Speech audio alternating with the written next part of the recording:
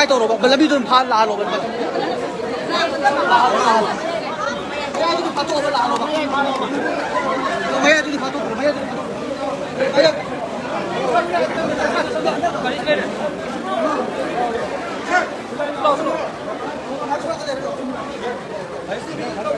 哎。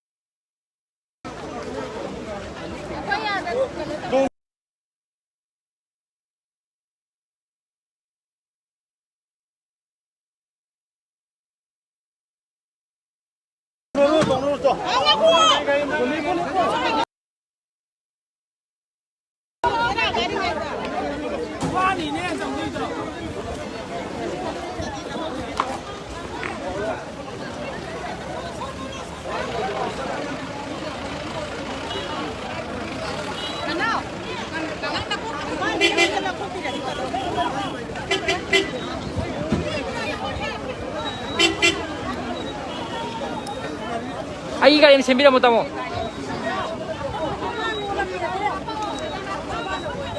Cái đâu cái đâu? Thấy open đâu? Cái không không kì. Xin lên đây. Dạ xuống ao túi lên đâu.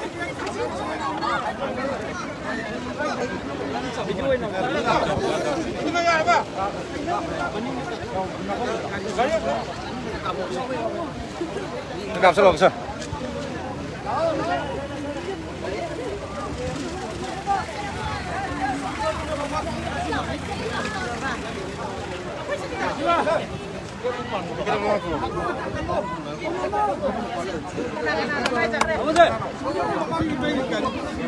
시바 쿨라트 탄걸로 쿨라트 탄걸로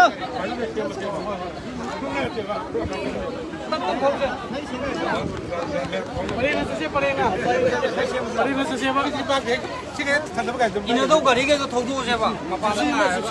Mang cái lao cái đâu rồi? 라고 도둑 됐다. 아들래 아들래. Ra cái lao cái đâu đeo thế này đi. À.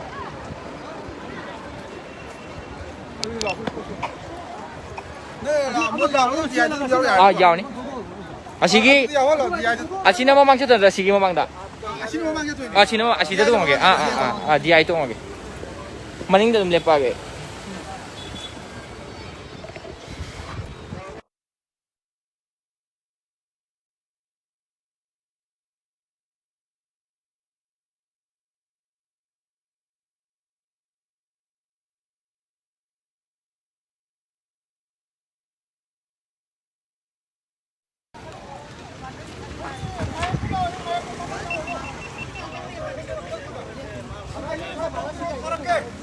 나오다 보면 또 살아야 돼. 그럼 관통도 너. 가, 여기. 안 당하비. 아, 라니 라. 신발 비벼.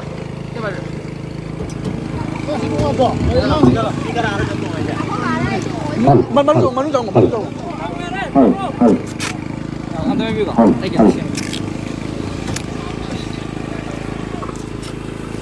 Hello.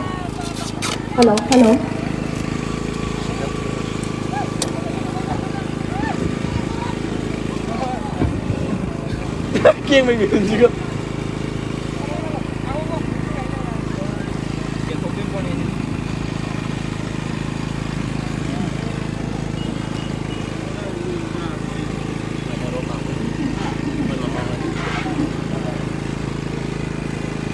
mà thuê này mà thuê rồi. Chứ mày mày bị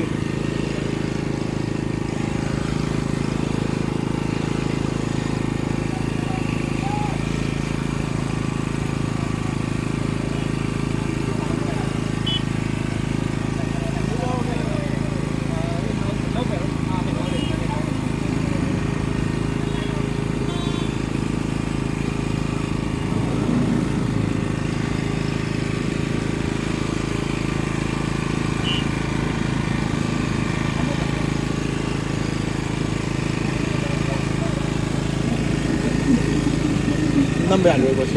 हाँ number आ रही है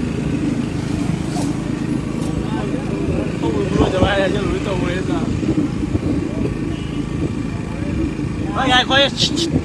ngay coi tamo đại biểu đó ngay phải khách tập nó thâu dài rồi là siapa ai là thằng mới rồi thằng cái là thằng cái gì nó có smart sim là siapa ai là Bapak, nasi awak ai là thằng có sẽ liếc vào bao cái là thắt đấy bà nanti bao nanti kalau video nào là thằng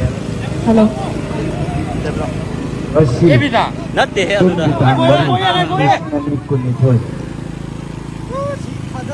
ngay khoai sang sang nó thông như vậy nhỉ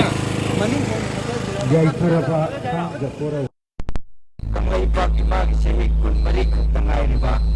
mapari wairo pangpun sibana UPSC exam 2021-22 da kani kun swani ban sugareng tasaw na may pagtuna ayos hanglat pada hindi sa singgit hamoy da sa ukok sa pagaloy na na kayo na to isibo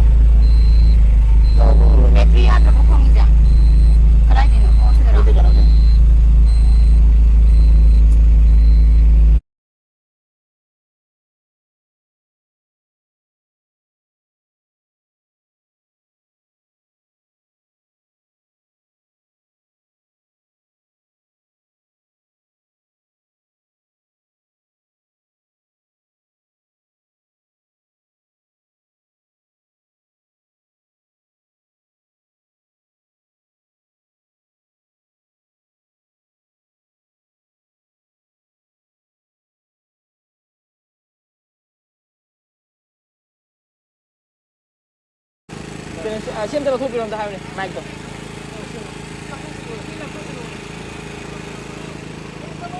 rồi ngay có chơi nhà thế chung chung gì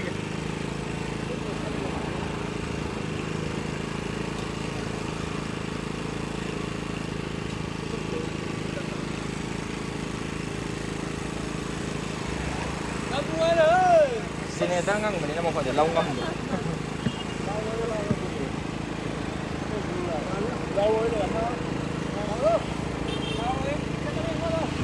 Hello. Hello. Yeah. Ngasi Jun thagi tang mari English singani kunithoi yai pharaba thang jakoro wasi kanglei pak imagi sahi kun mari khatangai ri mapari wairo pampun sibana UPSC exam 2021-22 da sani guthani pan subareng ta chaung na mai pak tuna IS phanglak pada iraisa singi thamoi da chaw thok chabaga loina na harau nungai ba phongdok chabagi tang laba mikup adune Maram aduna Jatliba pungza sigi ngasi nungthil pung ama chapchana taba matamda IS punsibabu ok pagi ching lemlaba thauram amakak Bisnupur district ki Nambol Assembly constituency ki manungda leiba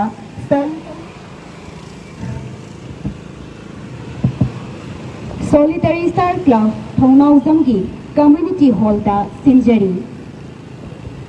Ngasigi reception function asida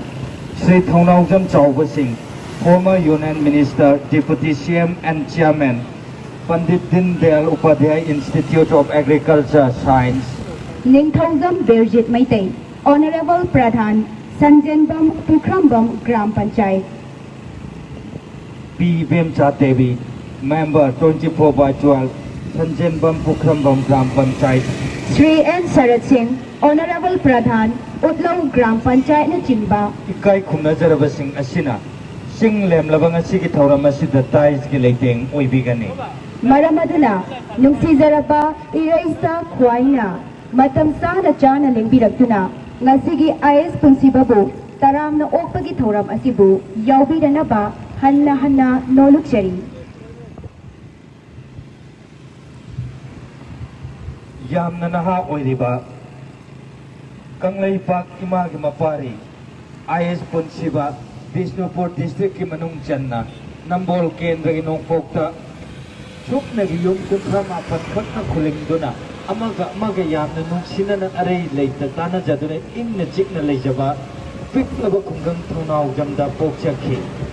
Kul Asigi Kunja, Sri Wairokpam Ibu Yaima Amadi Srimati Wairokpam Ongbi Premila Devi Anigi Macha Ahungi Manungda Ihan Hanba Mapari Ahal Oina Punsiba Ing Lising Amaga Chamapan Marfu Tara Nipangi December Gitang Taraga Mari Ningthau Kaba Korauda Taibangda Khungdaraki Adubo Bithi Nongdam Kanana Kaklu Bangamgani Punsi bagi apokpa Ibu Yaima Madi Apokpi Premila Punsi Sintapang Bada Pathanunggi Nungsiraba Pikliba Mapari Punsi Bahundok Lamduna Thaplaba Miramda Chatpa Tarakhi Mapari na sare phadringai angang apishak oiriba masabu magi bacho machobi makhura maton amadi mandon sa singgi makhut paiduna sinaram laga punsibagi ima pabung thongnau jamkhul thadokuna matam sangna miram da leiraki machagi daita pumba nungsiraba mayamba mataima manawnipa amadi manawnupi singda sinaramki Adubo narak da lot na leiba hi yaina Machik na masik khajiktan utpada mangal Pudorok tago Pikliba punsi bana Mahay masing da matway yaukjaba Thakshi khasi thawgalon masak khang na chatpagaloy na na Matam kum na magda masadaloy na jarakpa Nolukpo mataw kaya si ururaga Punsi bana tunglam chatpa oirak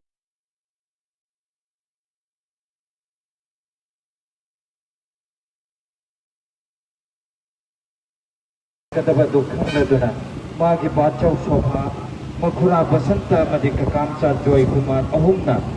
Warak chet na basambal na khajin danwa Wairokpam sagay gimani Punsiba mo chek sina senarakhi amadi Kup na yang chelakhi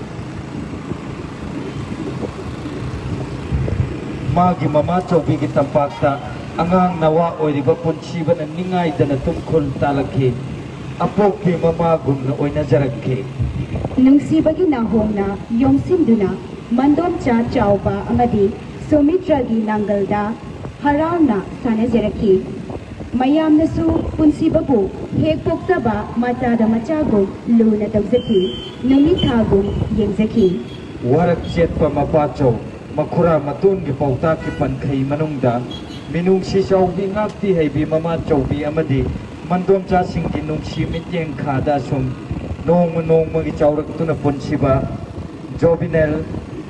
Jovial Bellona English School irom maisraw da nursery dagi class 2 fawba tamlakhi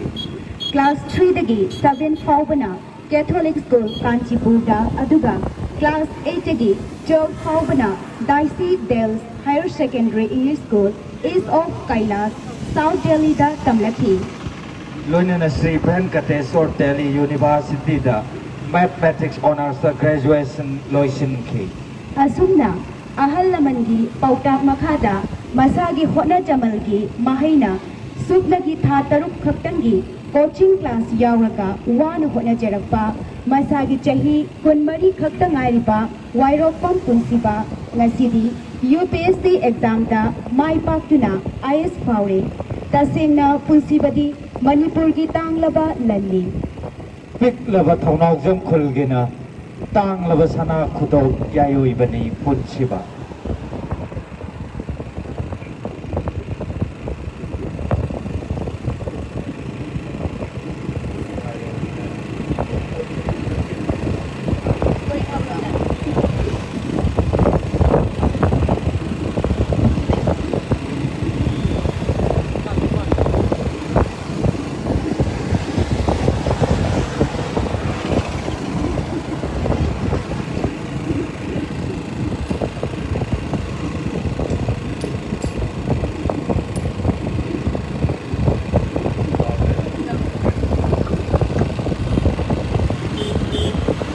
Leibak imagi sahi kun mari khakta ngairi ba mapari wairokpam punsibana UPSC exam lisingani kunma thoi kuni thoi da jani kunthani span suba rank da sauna mai paktuna IX phawrpada iraisa siki thamoi da jaw thok chabaga loina na harau nungai ba phungdok chabage tang laba mikop ado hojikti yorak le Maramaduna Chatliba Pungza Sigi Nazinumthil Pung Amataba Madamda IS पुंसीबाबू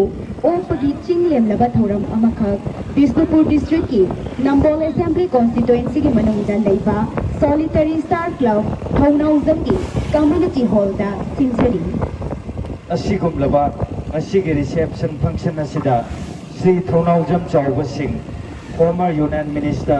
Deputy CM and Chairman, Pandit Dindayal Upadhyaya, Institute of Agriculture Science. Ningthoujam Berjit Meitei Honorable Pradhan Sanjanbam Pukrambam Gram Panchayat. P. Vemcha Devi Member, 24/12, Sanjanbam Pukrambam Gram Panchayat.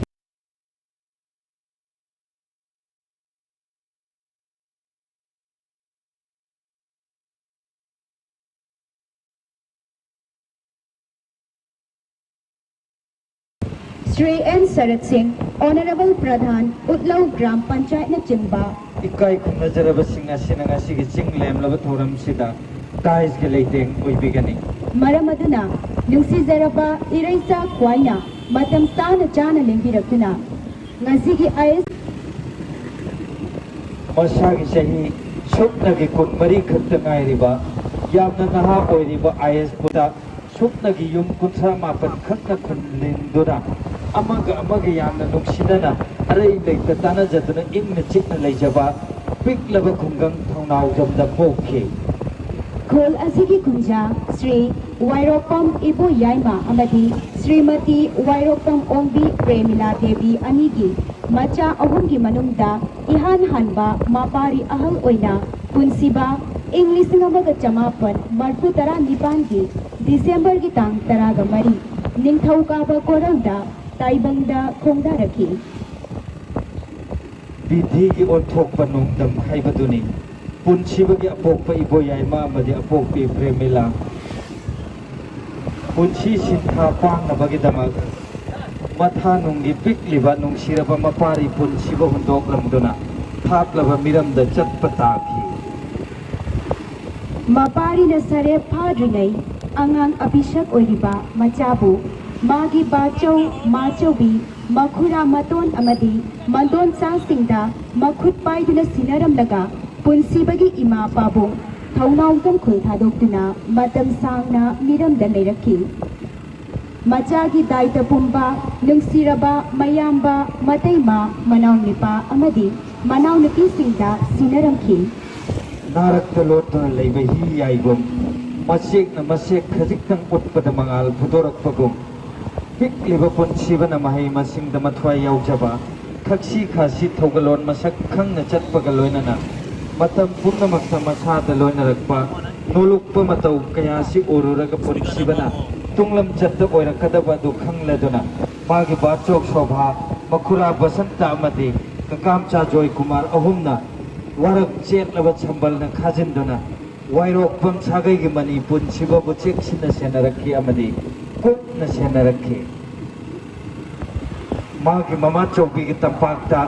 angang nawa oiriba punsibana ningai dana tumkhul talakhi asengba mama gumna nauthi sajarakhi nungsibagi nahongna yongsinduna mandom cha chawba amadi sumitra gi nangalda harauna sanajaraki mayamnasu punsibabu he koksaba machada machagum luna tausaki numithagum yengzaki warak chetpa mapa chau makhura matun gi paukta ki pankhai nungda minung sisam bingak pi haibi mama chaubi amadi mangdom cha singi nungsi mityeng khada asong nong gi chaurak tuna punsiba Jovial Bellona English School Irong Majrao the nursery dagi class 2 fauba tamlakhe class 3 dagi 7 faubana Catholic School Kanchipur da aduga class 8 dagi 12 faubana Daisy Del Higher Secondary English School East of Kailas South Delhi da tamlakhe mathang da Sri Venkateswar Delhi University da Mathematics Honors the graduation lois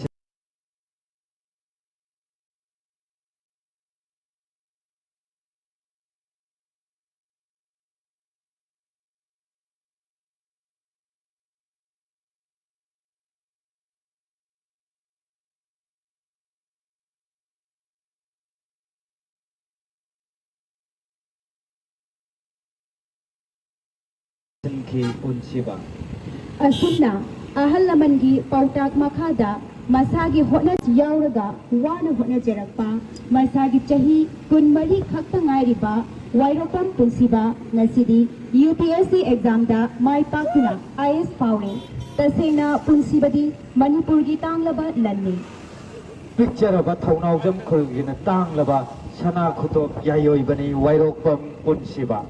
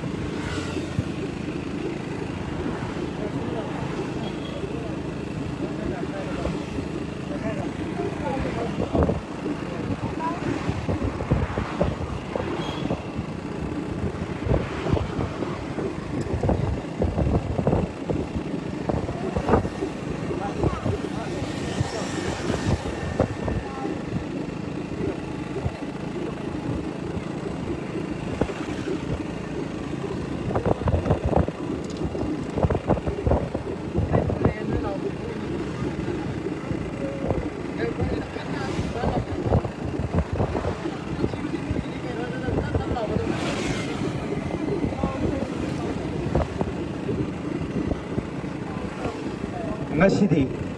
Kangleipak imagi mapari masagi sahi kunmari khaktangai riba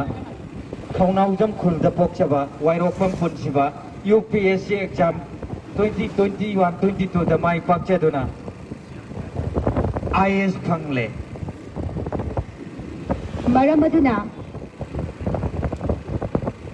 चटलिबा पुंजा सिगी ngasi nungthil pung ama chapsana taba matamda IS पुनसिबाबु ओकपगी चिंगलेमलबा थौरम अमखक Bishnupur district की Nambol assembly constituency की मनुंगदा लैबा सोलिटरी स्टार क्लब थौनाउजम की कम्युनिटी हॉल दा सिंजरी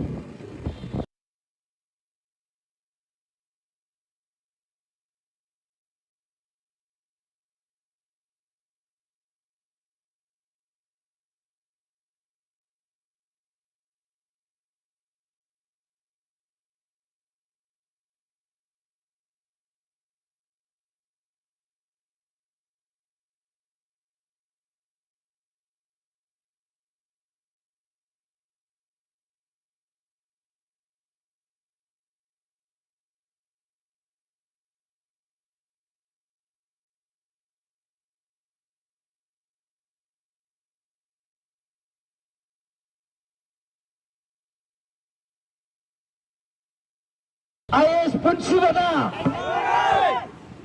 IS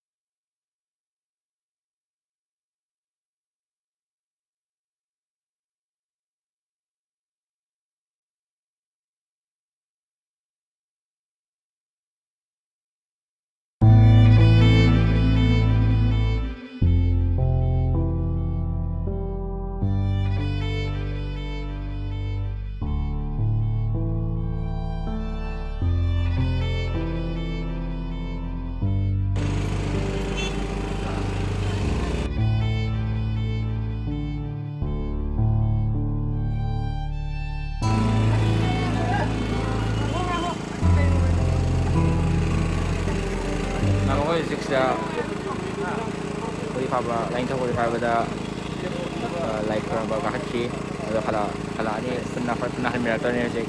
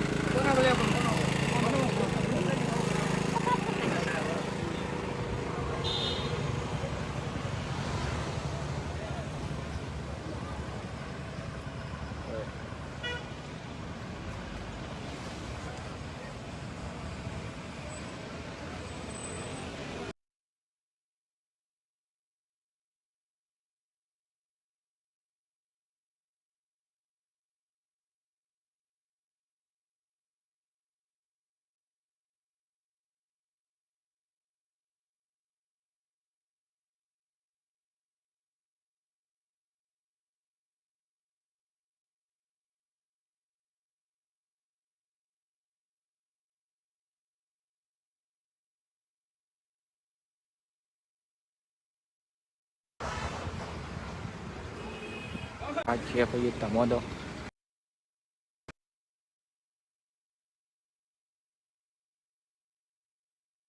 Rồi, công tác vào ngày này em spam sẽ phụ lượng ngày.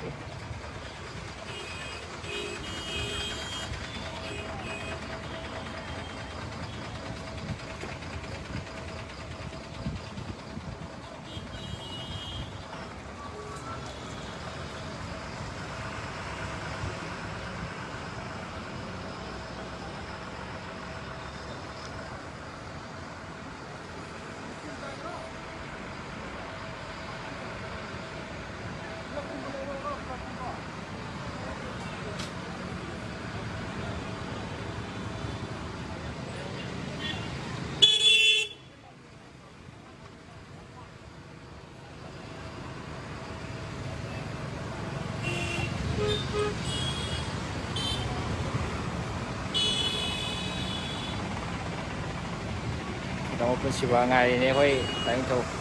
thì thao vào phát triển một ngày này em hai bên xe thì cũng mà đi game máy cây bằng cho bên này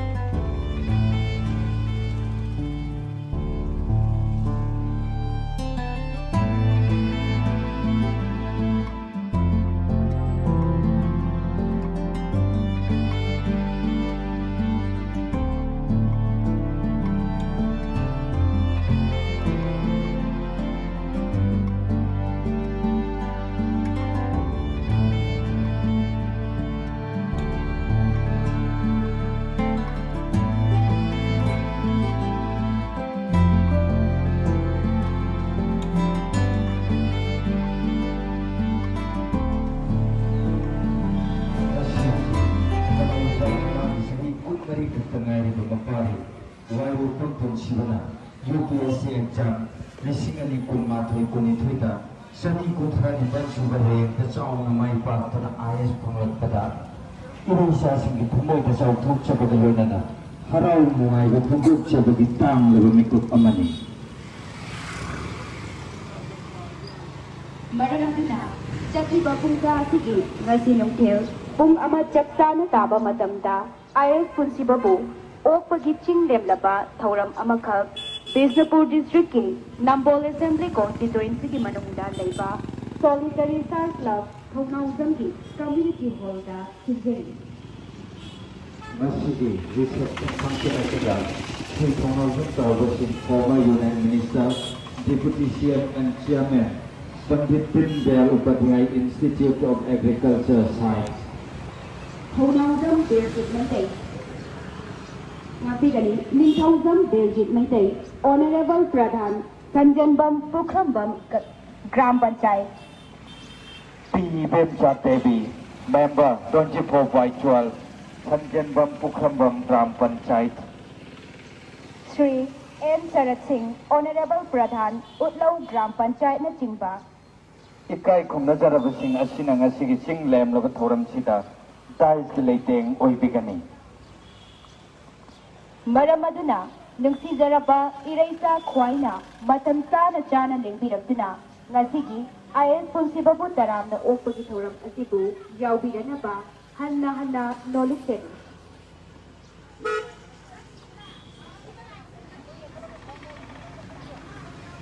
मसागी चही कुनमरी खतंगाइरिबा यामना नहा ओइरिबा IS पुंसिबा Bishnupur district की मनुंग चन्ना नंबोल केंद्र की नोंपोक्ता सुनगी yum कुथा मापन खतना उदादुना अमगा यामना नुंसिना अरे लेते जाना जरूर इन्हें चिकन ले जबा कितने खुंगन थानाव बंदा पोके खुद असिगी कुंडा श्री वरको इबोयना अमगे श्री वरको ओमी प्रेरणा देवी अमिति बच्चा अहुंगी मनुजा बिहार खानबा मापारी अहल ओना खुदबा इन लिसिंगा मग समापन मर्सु तरा निकाली दिसंबर की तंतरा रमय निथौ काबा कोलौदा ताइबंगा खुंगा रखी दूसरी नोंगम तनाना कुसलो बंगम गनी पुंसी लोग अपोक पे इबो याइमा मदी अपोक की प्रेमिला पुंसी सिंथा पान बदा मथा नोंगी नोंशीरबा मपारी अपिखक पुंसीबा हुंदोक लमदन थापलबा मिरमदा चटपटाकी मपारी नसरे खादिनै अंगाम अपिशक ओइबा मचाबु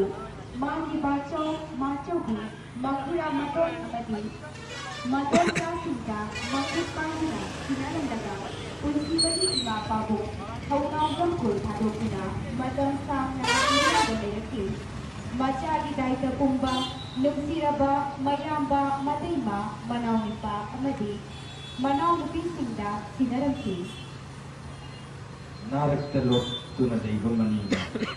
मस्जिद मस्जिद थरिपन तत्त मंगा सिदोरपको लेगो पुंसीगन मनी मसिंग जमा फाय योजबा थक्सी खासी थोगलो मसक खंग तत्तको लोना मतलब पुंग मक्त मसाद योजबा नोरप मतौ कयासी ओररका पुंसीबन तुंगलम चप्प ओरकतबा दुखंग लदुना मागी बाचो सोमा मखुरा बसक्त अमदी ककामता जोलकुना अहुमना वारक चेतब संबल मुखाजिदुना वालो पुन थकैरि मनी पुंसीबबु शिक्षण सिंगरती अमदी कुक यंकुलती मागी ममा सौदी की तंपाता अंगा ओइरिबु पुंसीबना निरायदना तुमखुल तालखी नाउथी साजरखी नुंसीबगी नावना नुक्सिदुना मतोन चाक चाउबा अमदी सुमित्रा की नंगलदा हराउना थानजरखी मयामनसु पुंसीबगी के पोक्तबा मचाबु मचाबु नुरुना चंद्रकी नुमिथाबु नुरकी वारक चेतो मपातो मुकुरान तोनी सोका की पंथे लंगा नुंसी तो दुपाती हेदी ममा चोबी अमदी मतोक जासी की नुंसी लेकें खादा असुम नोम मगी तोरतुना पुंसीबा जोबियन पेरोना इंग्लिश स्कूल की रो मैत्राउदा नर्सरी के क्लास 2 होगा सारा Tabel Fauna, Catholic School, Kantibuga, Aduga, Class 80, George Fauna, Dicey Thames, Higher Secondary, English School, East of Finance, South Calida, Kamlaki. Loyana Sri Venkateswar, Delhi University da Mathematics Honors the Graduates Louis. Alumna, ahal lamandi pautap makhada masagi hotnajamalgi mahina sukdagi thataru khaptangi coaching class yawaga wana hotnajaraba masagi jahi kunmari khaptan hadiba wirefom kesiba ngasi UPSC exam da malpakina IS out Kanchila Principal Manipur Kitangaba Hadi ꯍꯧꯖꯤꯛꯇꯤ ꯄꯣꯠꯁꯤꯕ ꯈꯛꯇꯅ ꯄꯨꯔꯛꯄ ꯉꯝꯕꯒꯅꯤ ꯄꯣꯛꯍꯧꯗ ꯁ꯭ꯀꯨꯜꯗ ꯁꯅꯥ ꯈꯨꯗꯣꯞ ꯌꯥꯏꯔꯣꯏꯕ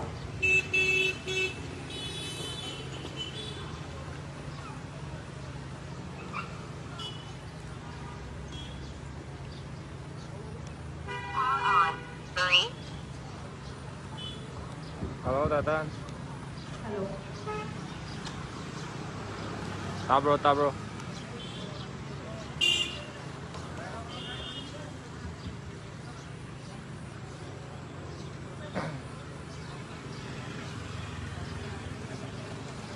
Datang tabro.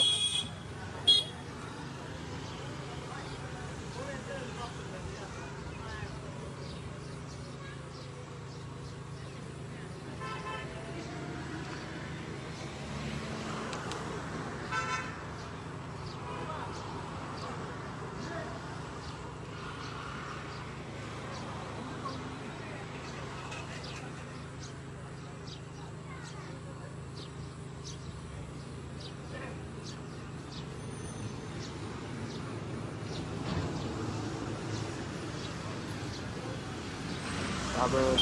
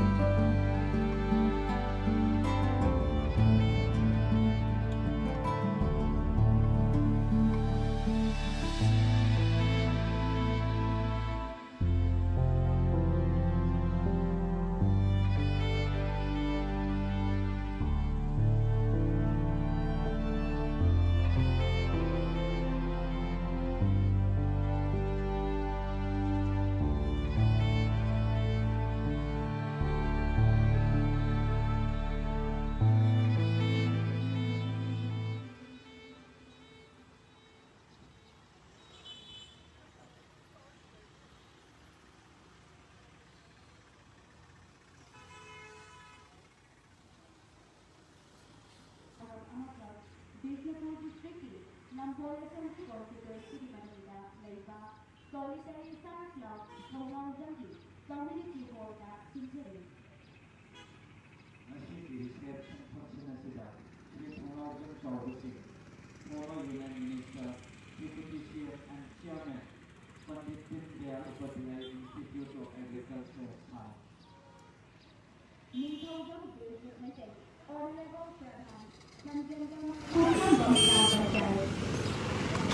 Kini event kami di Member Sosi Bawasluan Presiden Bukhabang JP. Sri N. Sarat Singh, Honorable Pradhan, Utlau Gram Panchayat na Chingba. Ikai kuna jarabu.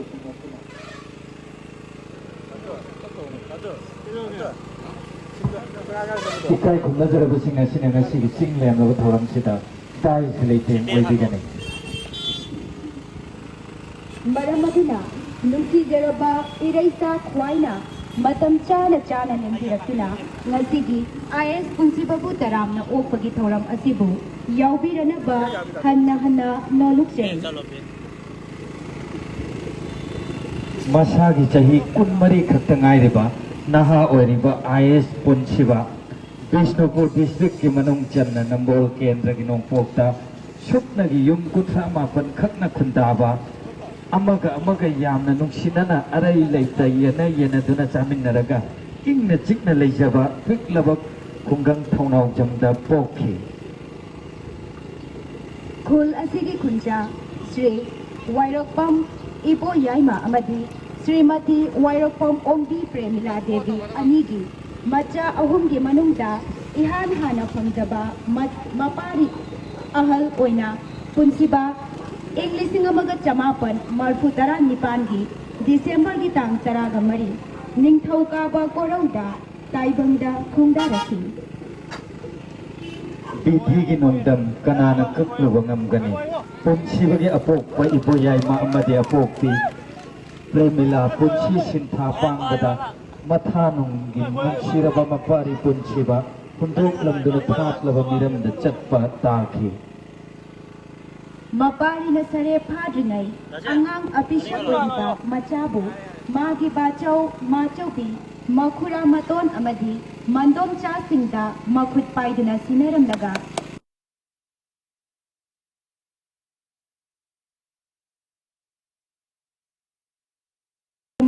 Nungsiraba mayamba matayma manaw nipa amadi, manaw nipi singda sinaram si.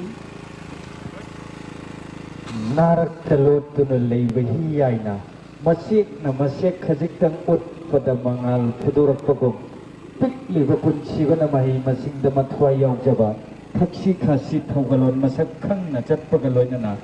matam punna makta masada yaw jaba nolok pa mataw kaya si ururaga punsiba na tunglam chatta oirakadaba du khang laduna magi batchaw sobha makhura basanta madika kamcha Joy Kumar ahumna Warak cik labat sambal na khazin duna wairok pun sagai gimani pun siba bacek sinna sena rakhi amadi kuk na yang silaki magi mama di tampakta angang nawa oiriba pun siba na ningai dana tungkul talaki nauti sajaraki Nungsibagi na homna yomsinduna mandom cha chawba amadi sumitragi nangalda harauna sanazeraki mayamnasu punsibabu hekpoksaba machada machagum luna tawzaki numithagum yangzaki Warak jet pamapacho makhura matun gi pauktak ki pankhani nungda minung si chawbi ngak pi haibi Mama chawbi amadi mandom cha singin nungsi mityeng khada asum nong magi chawrak tuna punsiba Jovial Bellona English School iro maizrau ga nursery dagi class 2 phawba tamlakhi Class 3 dagi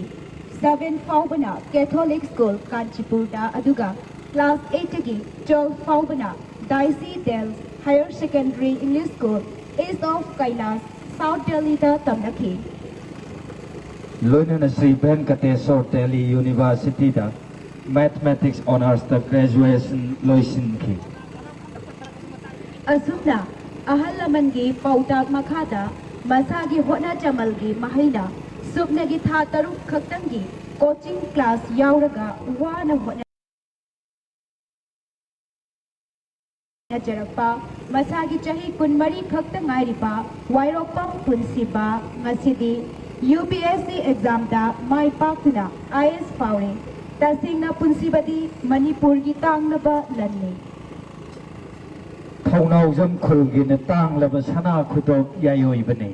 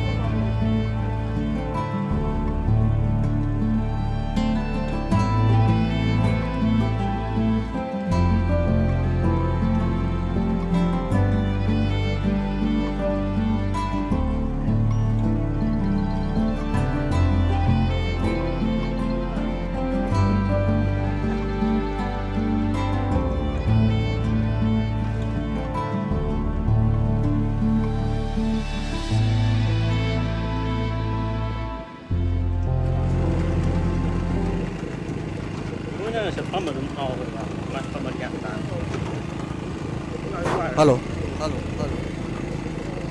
Halo. Halo. Halo. Halo.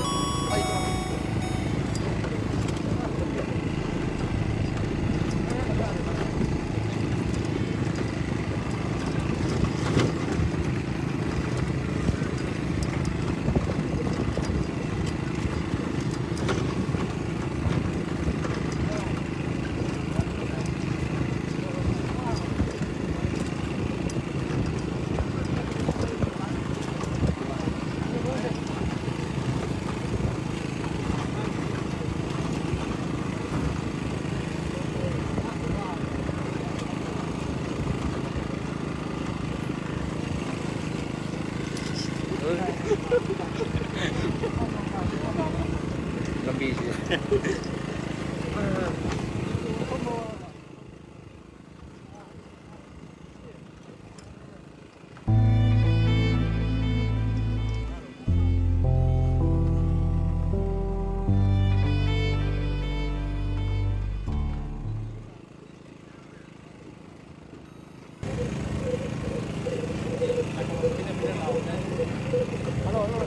ngasi Kanglaipak imagi chahi kunmari khakta ngairiba mapari wairokpam punsibana UPSC exam 2021-22 da chani kutrani panchu rank da sauna mai pak tuna IS ngakpada iraisa singi thamoi da chauthok chabaga loina na harau nungai da phungdok chabagi tang laba nungai raba mikup adani Maramaduna Jatliba Pungza Asigi ngasi nungthil pung ama chapchana taba matamda IS punsibabu o pagitching lemlaba thoram amakhak Bisnupur district ki Nambol Assembly constituency ki manungda laiba Solitary Star Club Thonau Zamgi community hall da sinjari ngasi gi reception function asida Sri Thonau Zam Chawba Singh former Union Minister Deputy CM and Chairman Pandit Dindayal Upadhyay Institute of Agricultural Science Ningthauzam Devjit Maitei Honorable Pradhan Thanjanbam Pukrambam Gram Panchayat amadi event Chateri member 24 virtual Thanjanbam Pukrambam Gram Panchayat Ningthauzam Devjit Maitei Honorable Pradhan Thanjanbam Pukrambam Gram Panchayat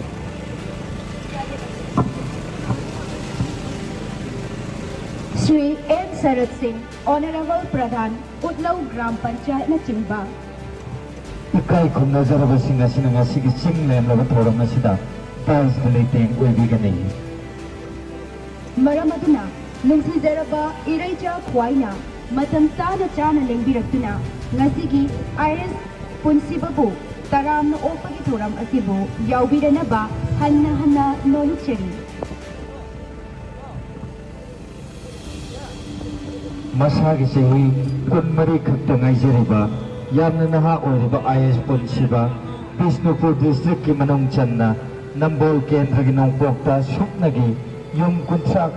mapan khakna khundaba amaga yamna nuksinana arai lekta tana jadana ingna chikna leijaba puklaba khungang Thonau Zamda pokhi Khul asigi kunja Sri Wairopam Iboyaima amadi Srimati Wairopam Ongpi Premila Devi Anigi Macha ahungi manungda Ihan hanba mapari ahal oina punsiba English ingamaga chamapan marputara nipangi December gitang taraga mari Ningthau kaba korauda taibangda khonga rakhi Bithi gi nongdam kanana kaklo bangam gani punsiba gi apok Iboyaima madi apok Premila Punsigi sintha pangbada matha nunggi nungsiraba mapari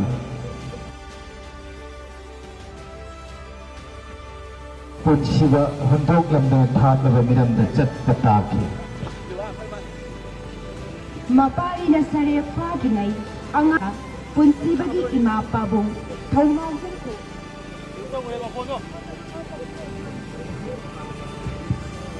Thonau Zamkhul thadokuna matam sangna miramda leiraki machagi daita pumba nungsiraba mayamba mataima manaunipa amadi manaunipi singda sinaramki narak talot tuna leiba hi yaina machek na masek khajiktam utpada mangal pudorok pagum pik leba punsibana mahai masingda mathwai yaujaba thaksi khasi thogalon masak khangna chatpaga loinana matam pumnamakta masada yaujaba nolukpa matau kayabu ururaga punsibana tunglam chatta oirakadaba du khangleduna magi bachau shobha makhura basanta amadi kakamcha Joy Kumar ahumna warak chetlaba sambalna khajinduna wairokpam sagai gi mani punsiba bachek sinna senarakhi amadi kupna yengsilakhi punsiba magi mama chaubi gi tampakta angang nawa oiringai dagi ningai dana tumkhul talakhi nauthi sajarakhi apokti mama gumna nungsibagi nahongna yomsinduna Mandomcha Chauba Amadi Sumitra Ginangalda Harauna Sanajaraki Mayamnasu Punsibabu Hekpoktaba Machada Machagum Luna Tuzaki Lumithagum Yengzaki warak chetpa mapacho makhura matungi pautak ki pankhai nungda minungsi chaubi ngakpi heibi mama chaubi amadi mandomcha singgi nungsi mityeng khada asum nong magi chaurak tuna punsiba Jovial Bellona English School Irom Majrauda nursery class 2 फाउबा तमलखी class 3 दगी 7 फाउबना Catholic school कांचीपुरदा अदुगा class 8 दगी 12 फाउबना Daisy Dales Higher Secondary English School East of Kailash South Delhi दा तमलखी असुमना अहल लमनगी पौटाक मखादा मसागी होना जमलगी महैना सुबनगी था तरुक खक्तंगी कोचिंग क्लास याउरगा वाना होना जरकपा मसागी चाही कुनमरी खक्तंग नाइरिबा वायरोपम पुनसिबा ngасidi UPSC एग्जाम माई पाक्तुना IS फाउरे तसेंगना पुनसिबदी मणिपुर की तांगलबा लन्नी पिक्चरबा थौनाउजम खुंगंगिना ईश्वरन पिबिरकपा सना खुदोक यायोइबनी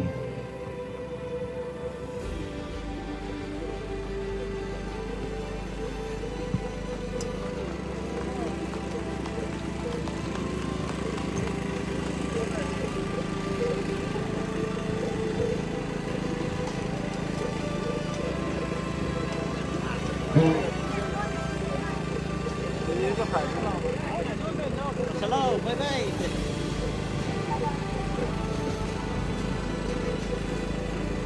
मियोबना होटु होटनरबा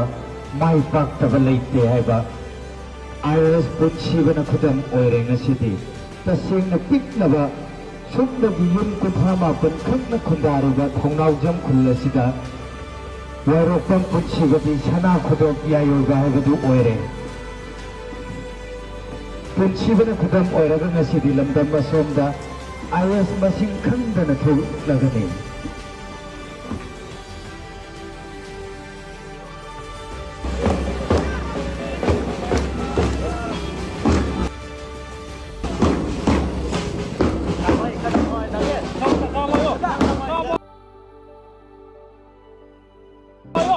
नारक तलोटुना लेबा ही याइना मसिक नमसिक खजितम उत्पत मंगाल खुदोरपगम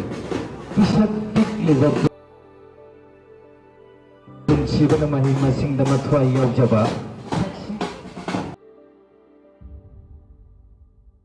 थगलन मसक खंगना चप्पगा लोइनाना मतम पुनमक्ता मसादा यावजबा नोलप्पा मतौ कयासि ओरोरगा पुनसिबना तुंगलम चत्त ओइरकदबदु खंगलदुना मागी बाचौ शोभा मखुरा बसंत मदि ककाम चाचोय कुमार अहुन्ना वरक चेतब छंबलना खाजिंदुना वायरोपम छगै की मनी IS पुनसिबद सेक्शन न सनरखी ओक्ते सिलखी मागी ममा चोगी तंबाक्ता अनांग नवा ओय पुनसिबदा नाइदन तुमको तालखी अप्रोक की ममा वंदना वही सादरखी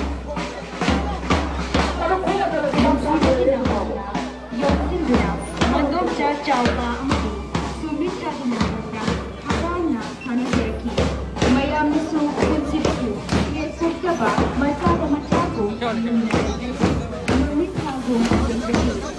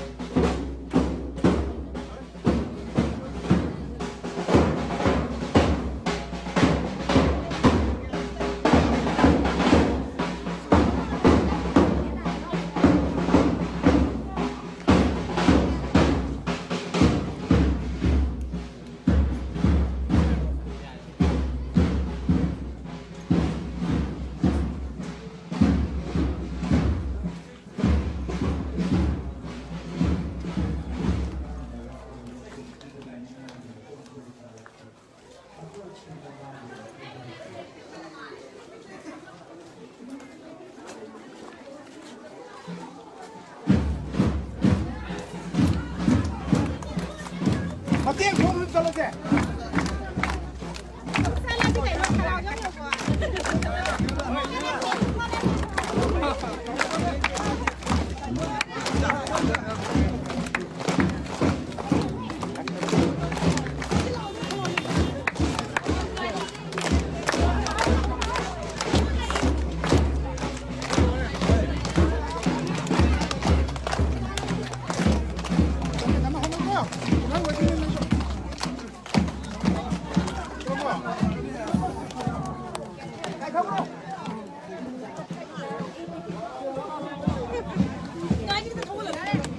Thái nó Trung Quốc nế lì đi bạn. Sao không được không? Lona,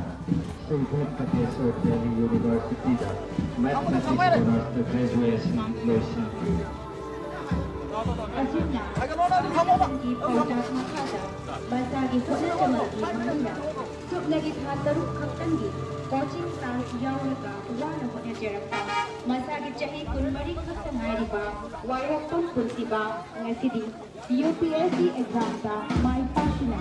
IS power. Tasena kursibadi manipur kita alani. Itu kata pura penganiayaan ini. Tahu pun kita sana itu yang lupa.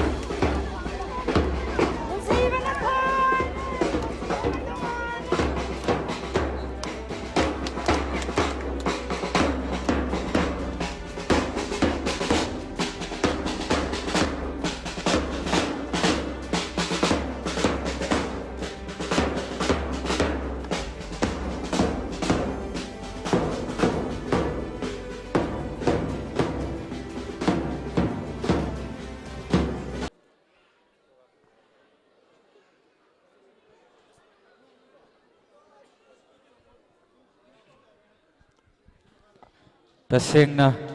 IAS पुनसिबा यामना पुंगनिंग द नुंगाइबा हराउबा अमा फावी हेक उबा मक्तदा तसेंगना नहाक IAS ओइरे हायरगा तुमिना लेथोकनो नंगी नरमदम नरेकाई थौनाउ जमदा नहाक कुंबा IAS ऑफिसर कया कया पुथोरकपदा नहाकना अचौबा दायित्व लौबियो हाइदना सोलिटरी स्टार क्लब थौनाउ जमगी माइकैदगी पुनसिबगी मफमदा हंगचरी लोइना लोइना लमदम मसिगी नुंगसिजरबा छात्र छात्री ख्वाइसु मतम बांगहनदना ngausinadana पुनसिबगुमना अहल लमनगी पौताक इंदुना थक्सी खासी थौगलोन व्यवहार खंगना निंगथिना होनादुना पुनसिदा माइ पाकपा अममम ओइबियो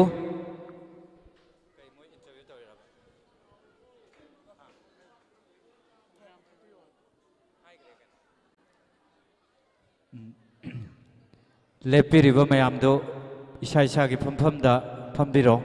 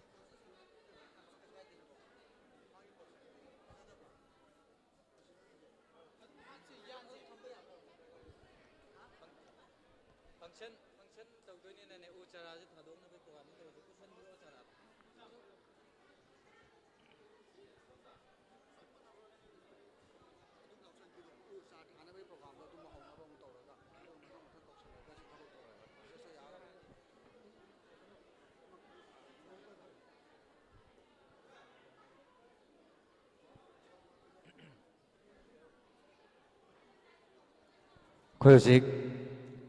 सोलिटरी स्टार क्लब थौनाउ जमगी थौमी सिंगना उ सारा पुसिन बिरकले मरमदना मतम अमदा थौनाउ जमगी युमलक खुलक ता चेन चोंगदुना मसुंग ममानबसिंगी मनाकता कोइसान सानजरंबा अदुगुमलबा पुनसिबा ngasiदी IAS पुनसिबा ओइखरे सर पुनसिबा अदुना दाइसता लेरिबा उचरा सिंग असे अमुक्तंग सरगी लेकाइगी मरुप मपांग इचिल इनाउ सिंगा पुन्ना उंगतंग थामिननबा आई हंगतचरी लोइना क्लब के इचिल इनाउ सिंग सुलेंशन बिरो सी हेक लोइबगा ngasiगी फॉर्मल फंक्शन सोइदनमक हौजरगे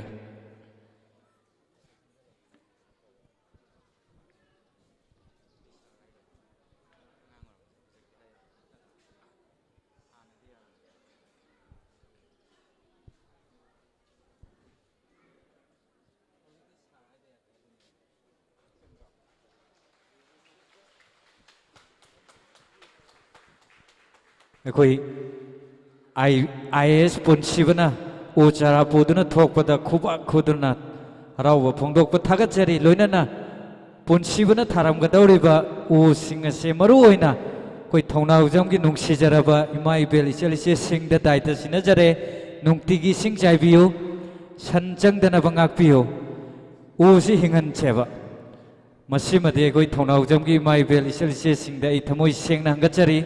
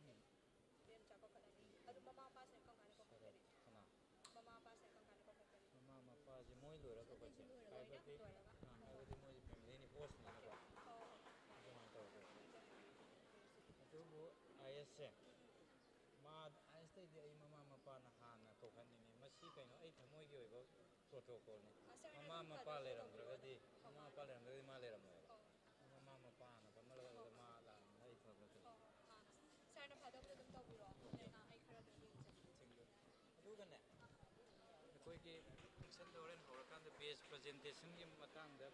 ꯕꯦꯁ ꯄ꯭ꯔꯖꯦꯟꯇꯔꯁꯤꯡꯗꯨ ꯀꯧꯅꯕ ꯊꯤꯅꯕ ꯇꯧꯗꯅꯕ ꯑꯦꯔꯦꯟꯖ ꯇꯧꯕꯤꯌꯨ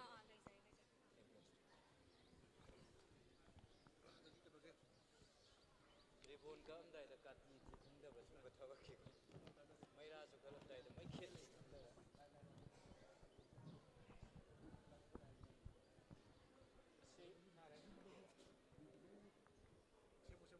이번에 좀 아다 레미나스 라포크 있는 것도 ꯑꯁꯤ ꯃꯥꯏꯀ꯭ꯔꯣꯐꯣꯟꯁꯦ ꯑꯗꯨꯝ ꯌꯥꯔꯦꯀꯣ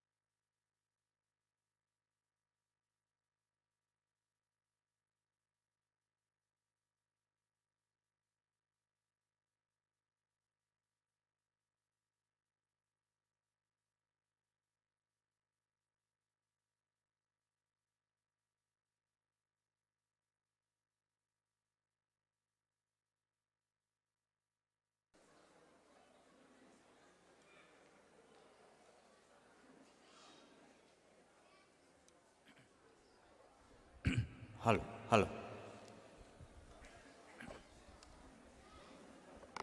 Hello. Hello.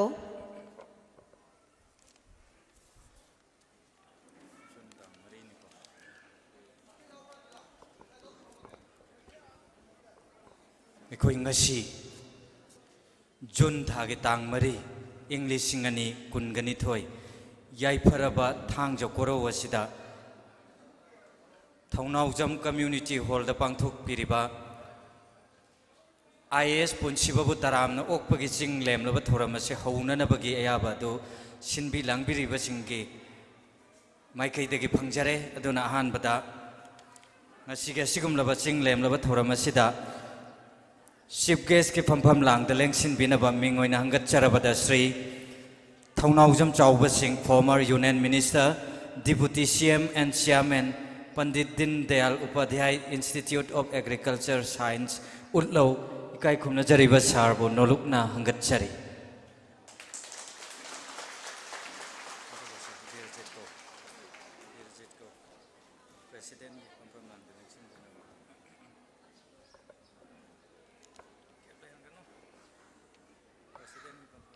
Mathang asidi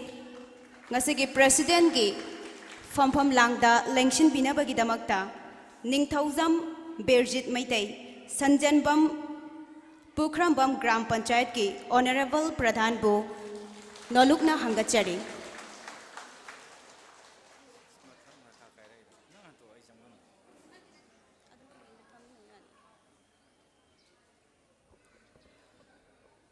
Thagachari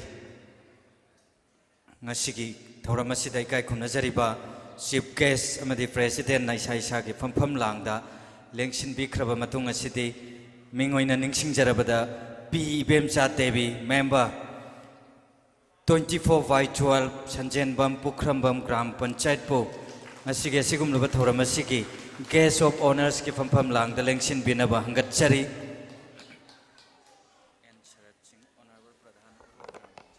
Thagachari Mathang asina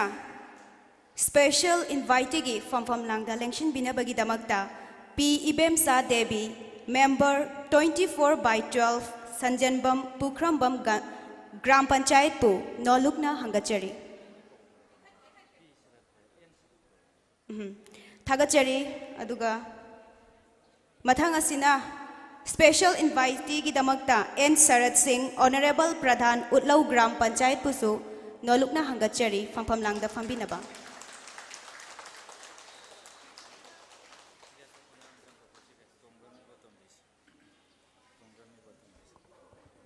Loinana Mathangda Mingoinangat Charabada Tongbram Ibotombi, President, Senior Citizen and Intellectual Association 24 number Sibusu, Asigi Sigum Labatora, Masigi Tais, the Lengshin Binaba, Nolok Nangatchari.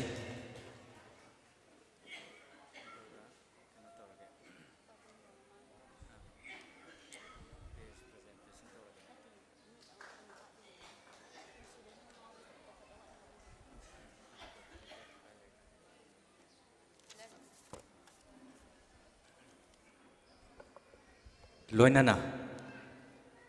Taibang Panda Hingliba, Ikoi Kuding Maxi, Ima Ipana, Pokpiram Bangaktani, Ima Ipa Leram Draba, Machai Koi Leram Loy, Punsibasu, Magi Ima Pabung Leram Draba,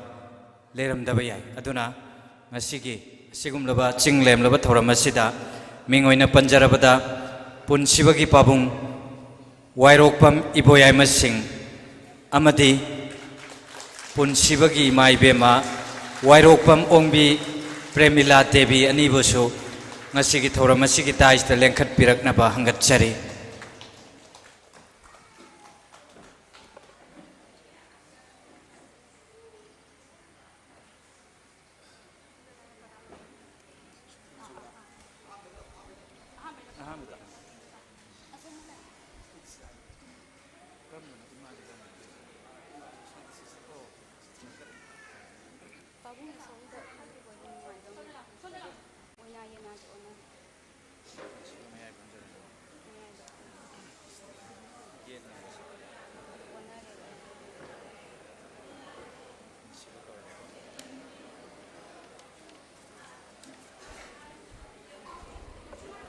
Loinana, Matanga City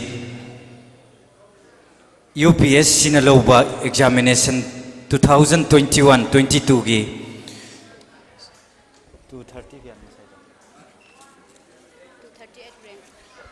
238 rank tamai palak tuna IS Panglaba Wairokpam IS Punchiba Tais the Lengshin Binaba request of Jare Mayam Kubak Hauna Kobinasi IS Punchiba Tangaujam Kulgi Shana Kudo Yayoibani Yayoiba IS Punchibana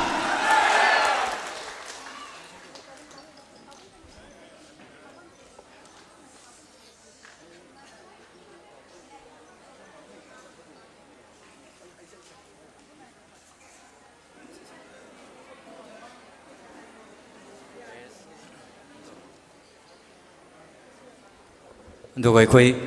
lekay sige nung si Jarabi ay gisali sing ngasigi dais the Lengshin biriba VVIP amati VIP loinana honorable singda base presentation tawbinaba noluksari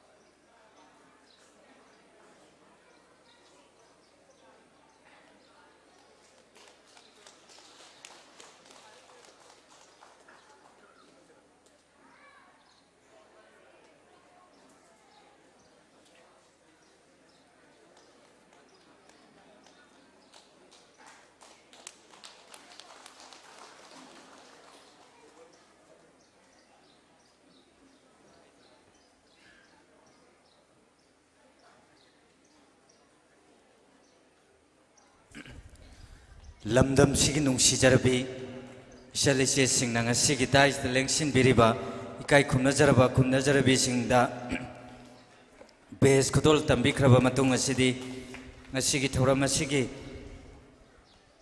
chief guest amadi president kai khumna jariba nina ngasigi thoram asigi maira asi chukhat piduna thoram se hokdok pinaba ai hangatchari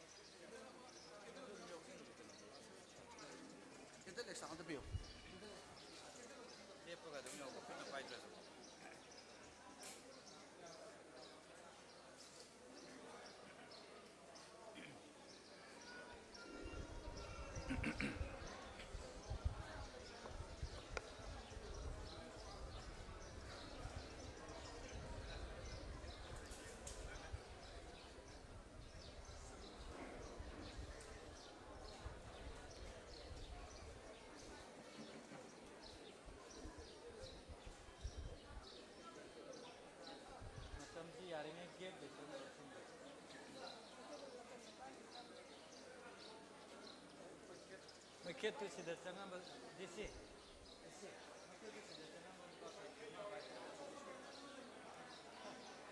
तो वो ने function जो वो में सिल लगाने हैं तो वो ने रिबॉन का अंदर इधर काटी की खंडे को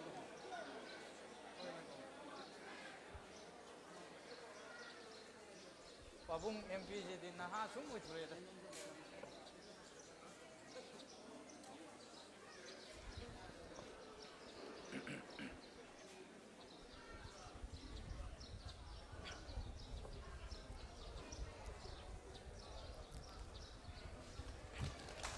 Hojik kai khumna jariba ngasigi thauramgi chief guest na chukhat leba maira se taraiba maira nate punsi asi matam changna punsi nungchangna miyamgi thaugal tawba ngamnanaba loina ngasigi thauram asisu ingna sikna soyangam yaudana hawbadagi loiba phawba tekta kaidana pangthokpa ngamhanbiyo haiduna iramdam sibu konbiriba ibudau ibendau singda thongni jabani loina na ngasigi maira asigumna thongnawjam khuldagi hawgalakliba naharol khudingmak nongmadi suksoi soidana punsibagumna mai pakpa apawba IS officer amamam oirakani haibagi thajabadu thaminaraga mama mapa oibiriba khudingmakna su icha isu singbu ningthijana sembiyo warak watembiyo ningthina loina biyo haijari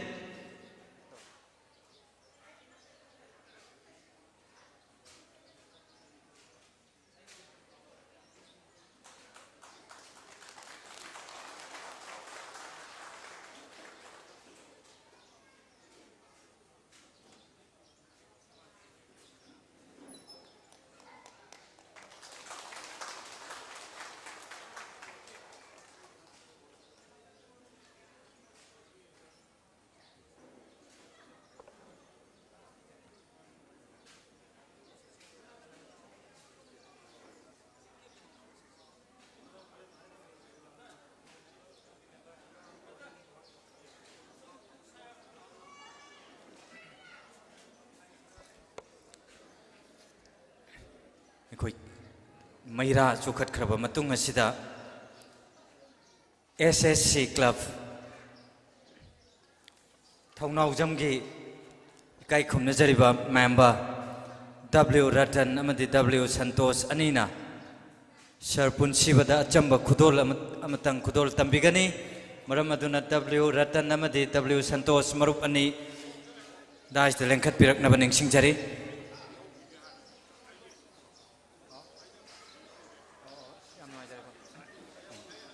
akoige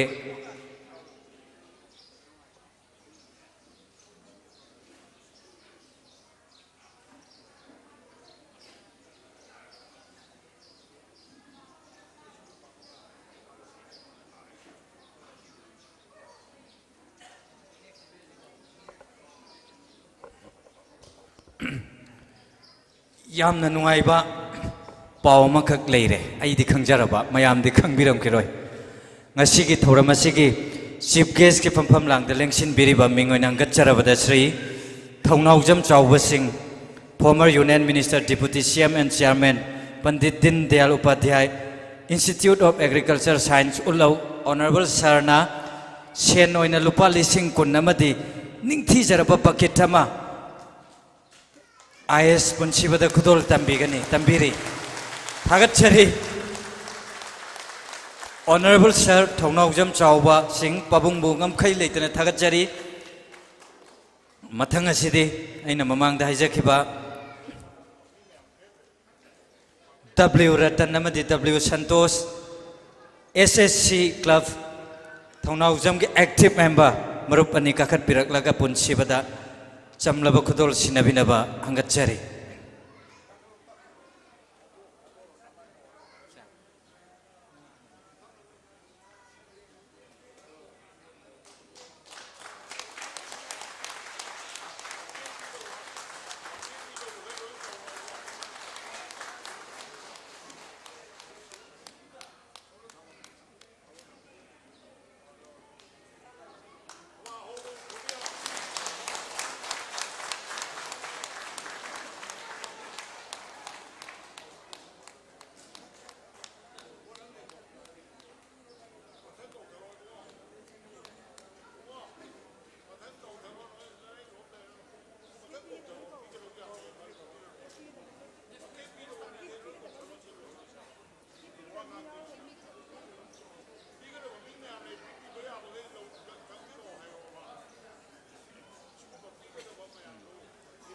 Duga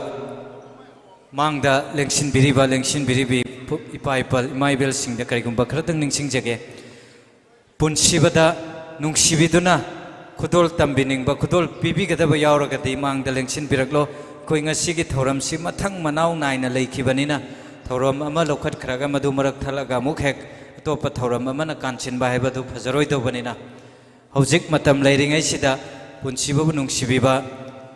presentation pibi gadaba yaubiragadi mangda lengsin biraklo natragana aikhoida dumak information pibiro haina hangatchari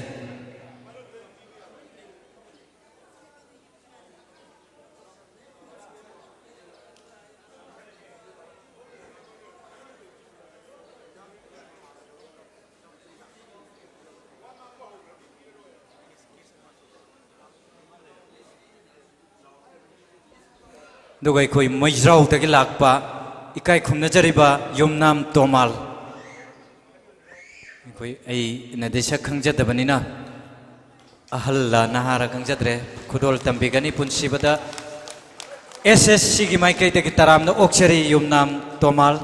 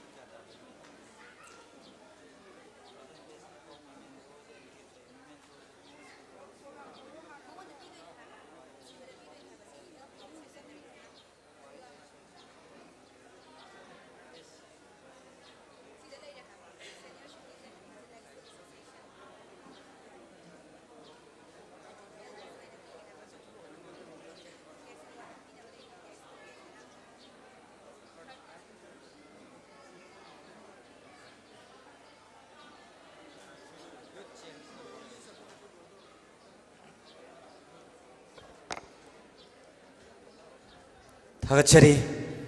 ngasiga sigumlaba singlemlaba thauramasida IAS punsibabu nungsibiduna mangonda khudol tambigadabisi atat akham leitana hujeksi lakpiri taramna oksari loinana SSC ki maikai dagisu thagatpa phongdoksari mathang asidi memento samadi gifts sing present tawbinaba L. Bijoy, General Secretary, Senior Citizen and Intellectual Association Nambol. Marup asina punsibada ngamjaba khudol tambigani.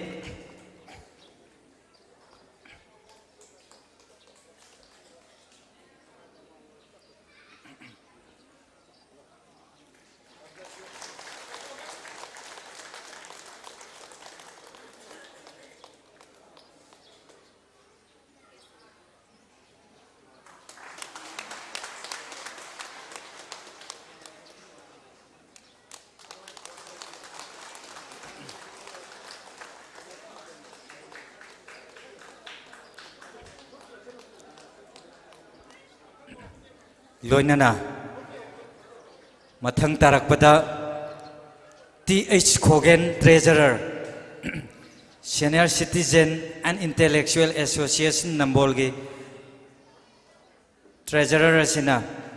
punsibada Case Award haibadi selgi award pibigani lengsin biraklo T.H. Kogen, Treasurer.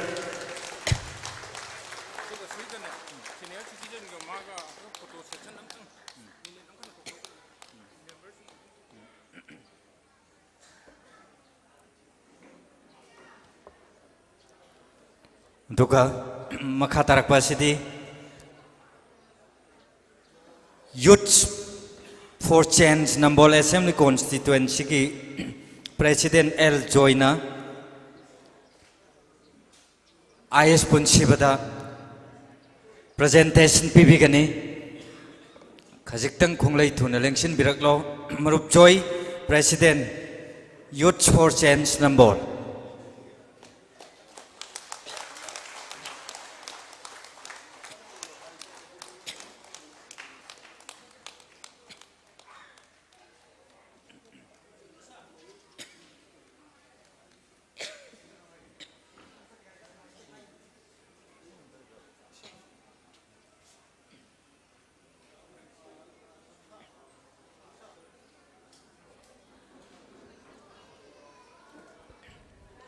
Ko yam laba iram dam irai kai ki nung sijaraba marup mapang ipai pal imai bel isali se ke ananga sigi thoram sida pun sibabu nung sibiduna pungning thogal piba oina angam mangam bangam jaba cham laba khudol sing pibiba hainingai leitana thagat pa phungdok chari mathanga sidi Senior Citizen and Intellectual Association Nambolgi Thomi Singa IS punsibaga apunba group photograph amatang launa nabagi Aten matam khradang tenbiri bamyam dagi lokjari punsiba mahaktang makhasida kumtha biraga photo matang lamnaba ningsingjari.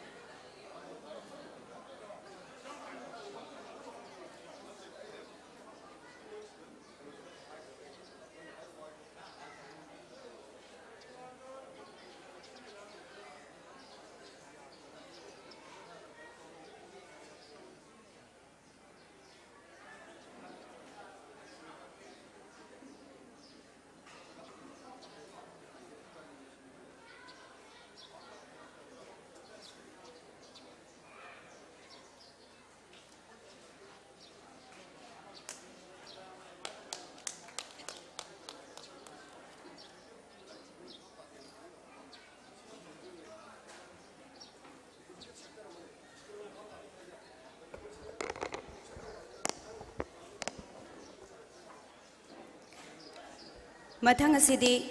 ngasigi reception ceremony asigi welcome address amadi keynote speech bibinabagidamak W Santabu nolukna kausanjari.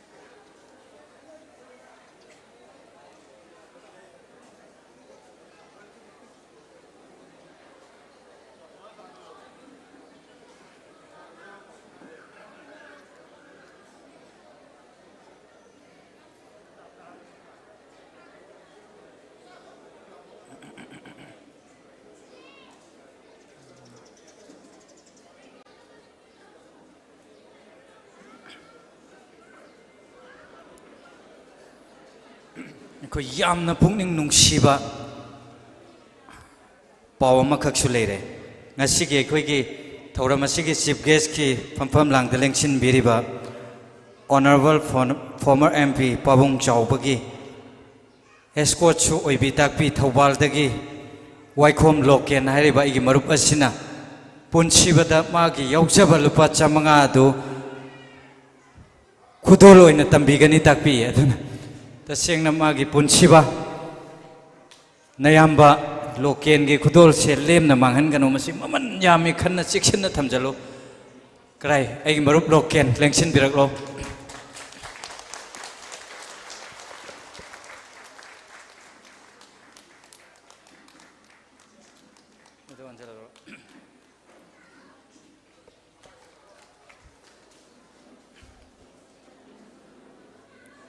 दुगा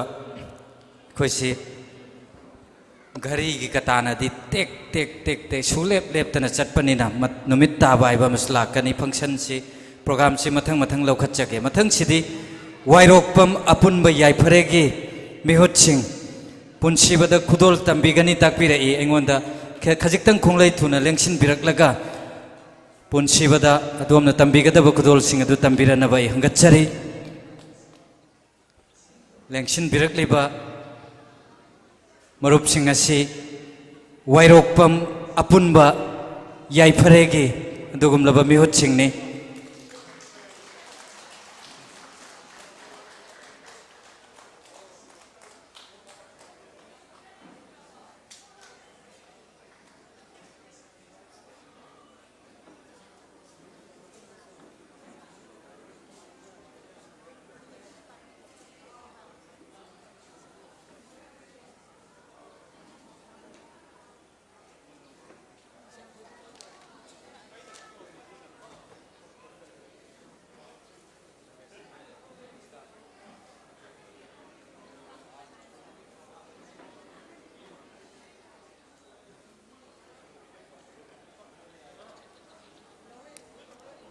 थागतचरी वायरोपम अपुनबा याइफरेगी इचलिनाव Singh लोइना मथंग असिदि education department के नुंगसिजरबा staff Singh कोई IAS पुनसिबगा group photograph अमा लौनबगी तंजा दु लौजगे खजिक खजिकतंग थुबिरो ममांग स्वाइदा हेता लौमिनरसि education department Manipur के नुंगसिजरबा staff Singh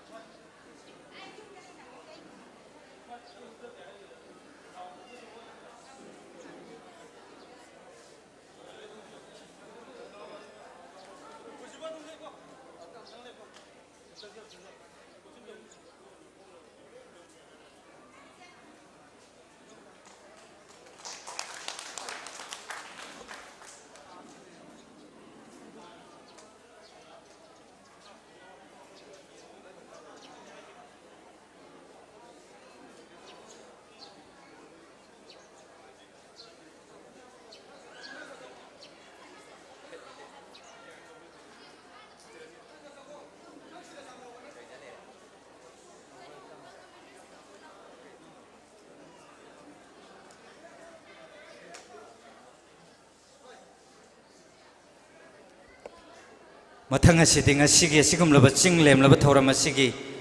welcome अमदि कीनोट एड्रेस पिबिनबगिदमक्ता मिंगोइना हंगचरबद डब्ल्यू शांत सिंहाबु कौसिनजरी लेंखट पिरक्सी डब्ल्यू शांत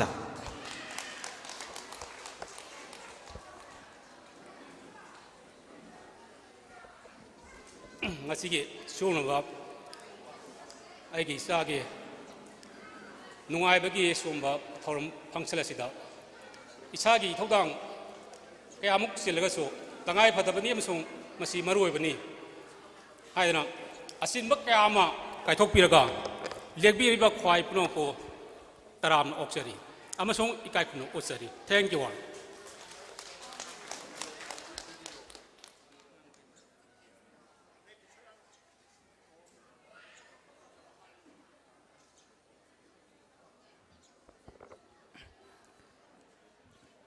थागतचरी डब्ल्यू मरुप शांत थागतचरी लोइना मथंग असी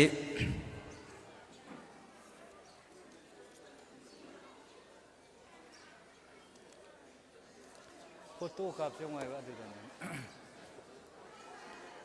कोई एन बिरजित मैथई प्रधान संजेनबम पुखरमबम ग्राम पंचायत ना कोई अंगम्बा तेंगबांग खरा खुदोल ओइना तंबिगनी हाइरिबा खुदोल असी ऑनरेबल प्रधान ना अखोइगी लेंथोकपिरागा मुक्तंग खुदोल खुसिनबिनबा आई हंगचरी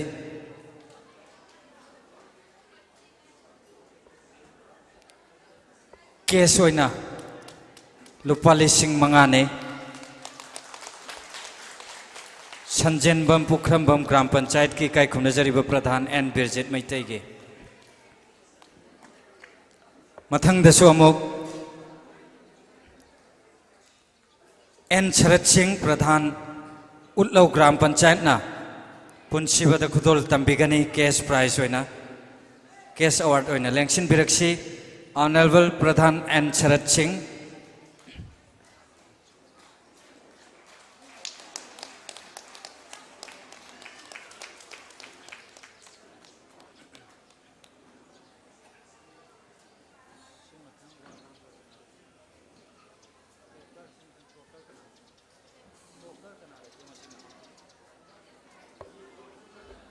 मथंगदा ngasi dais the lengshin biriba singilaktagi P Bemsa Devi ward member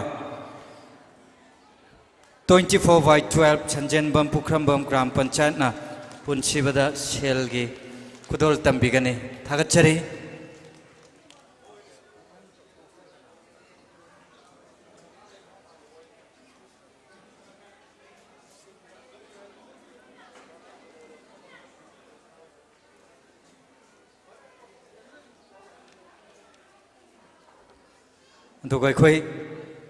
Youth for Science की मरुप सिंधुंगसी यापोर्ट IS पुनसिब ओक पचत पदा अचौब दायित्व लौबी की ताकपिरे फोटोग्राफ अमतंग ग्रुप ओइना लौमिननिंगे हाइदना अदुबु मदु यारगदी पुनसिब की स्पीच की मतुंगदा पिबिरो मिकुप अमनि दंग दिंगाइ बिरो हाइना ए नोलुक्सरी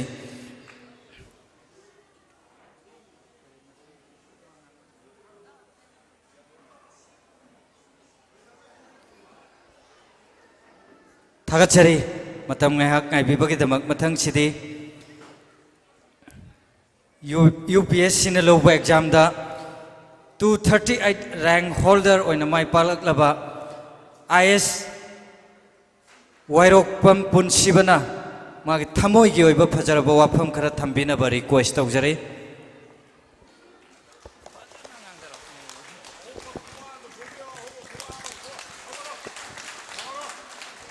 Good afternoon. Good afternoon. Good afternoon.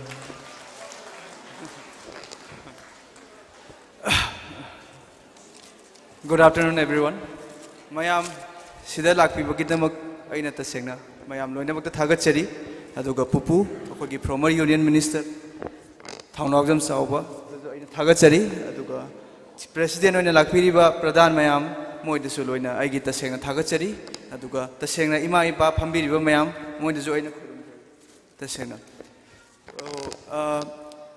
इमालेबाग Manipur की दमक अइना सीमदा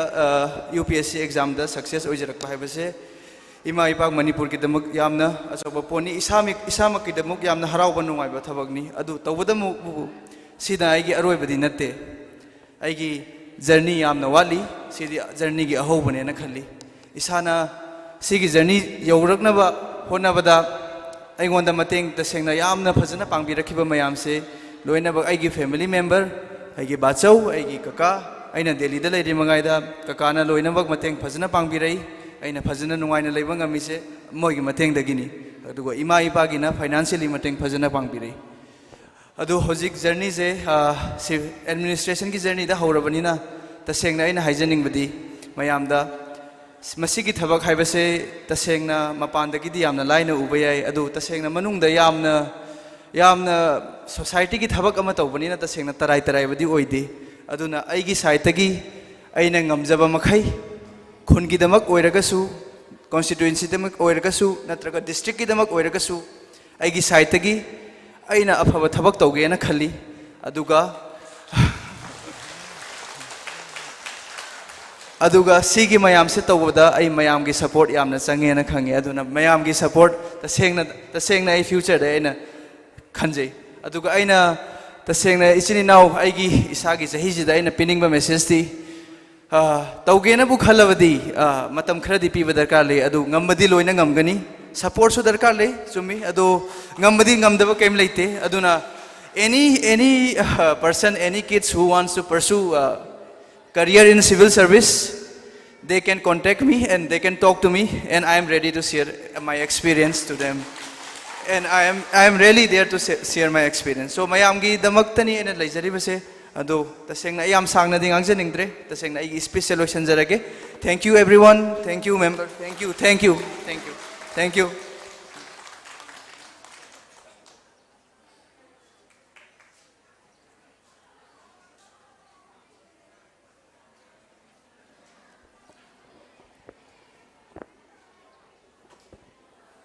थागचरी IAS पुनसिबा कोई ngasi wangang gadaba wangang loisi yamte mayam wabigano akhoi khuding maksi ayukta ma numitangda ma sara ani disai kai kari gi hakchang gi natro mayam chabiram gani da kok ki machinjak ti kanam pijanate kok ki machinjak si tongana leibra khanbiram gani leiye knowledge lausing gyan masi kok ki machinjak ne masi karai dei phangge lairik dei phangge punsi basi lari yang payah, itu nani IAS power sih, itu na, itu nak jam gini nungsi cara baik, inau sing lari kan apa bio, suksoi dana punsi bagum orang kani, nomor thang sih ikai kumna cari ba.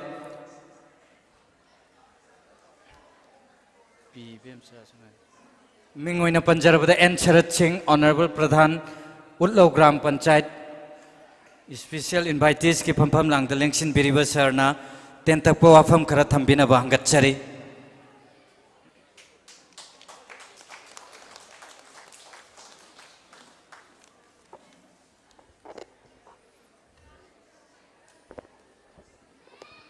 Halo. Nasi gesugum laba,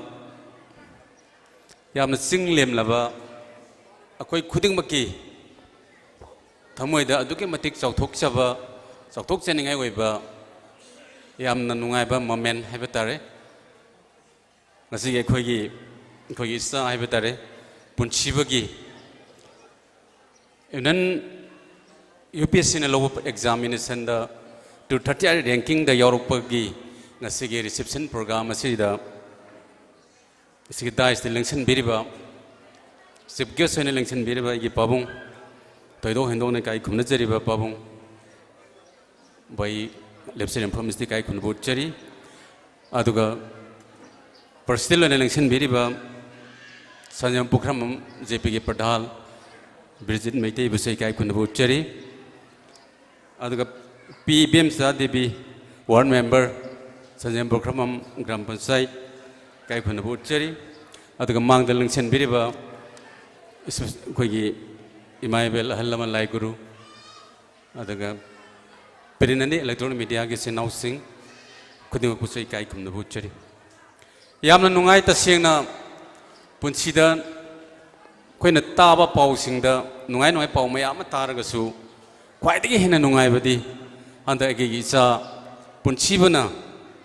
Adungol Yamna prestigious or India Gi Yamna Lemjana exam in Salamada Aginambol is Hidagi Tanozum have picked up Kungangas Digi Akogi to 30 ranking the Yog than IS Pangbase Asunung I will say I get Tamoy the Mukta Tingadri habitat Adam Mahagna said I know quite a Henamatanung I Jaribasina Akogi Manipurgi context in a vacancy the Akogi Ayamba class tail da or TF the exam da Kogi ring holder of business. I am a technical line gumba Kogi doctor engineer say. Sita Yambo in aim downarba. Atoka Lebaki administration the day. Akogi may take you a community meeting say. Get participate octopus in a Maramanda. Sometime Karigumaganda Kogi Yaman White Totok Mayamala ever. At the Lebaki administration have a city. Akogi Nasi Skum Lava, I guess. Sin power of IS Kumba, Burkett of resourcing stake Kogi, Maiti community go by Kogi Zati go me, my Yamama participate over, Yaw was a automatic Dakar or ever. At the Kogi Yamana police store Rogasu, okay, may take of resourcing say IPS Takasumaran Canal Moy, Massing Tivada. The IS the Hozipudi, Kazikati Yokshan Artana, Zugumla 7 examination, Yokshalakana, Krakati, Yorley Habi, at the Mamanga, the Yam technical line, the doctor engineers, the Yam Sachi number Morganda, I Kogi Lebaki administration, the Kogi, missing say Kogi, Yogdaba.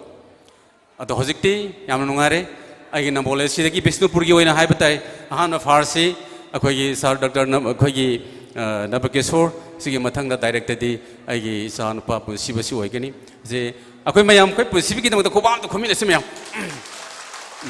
Thank you very much अदना अखोयगी मांग the lecture लिबा आइगी my dear students छात्र मयाम सु यावरी अखोय ख्वाइदगी मरु पोसे अखोय पुसिदा करिगम पोसा मा फंगना बो होनाबदा आइगी विलिंग अमदि चंगी एमएन ऑब्जेक्ट सी तान फंगना बो होना मतमदा आइगी पांडम अम फंगे हाई तारगदी आइगी यामना हार्ड वर्क ओइबा आइगी निंग पोता निंहन नदबा पोर सेमदि फंगे हारगदी होनबा म चंगपा अदुबो ngasiदा होनबा हाइबा पोसक्सी लेरिबा अहल लमन मा पावगे सोबा दायित्वनी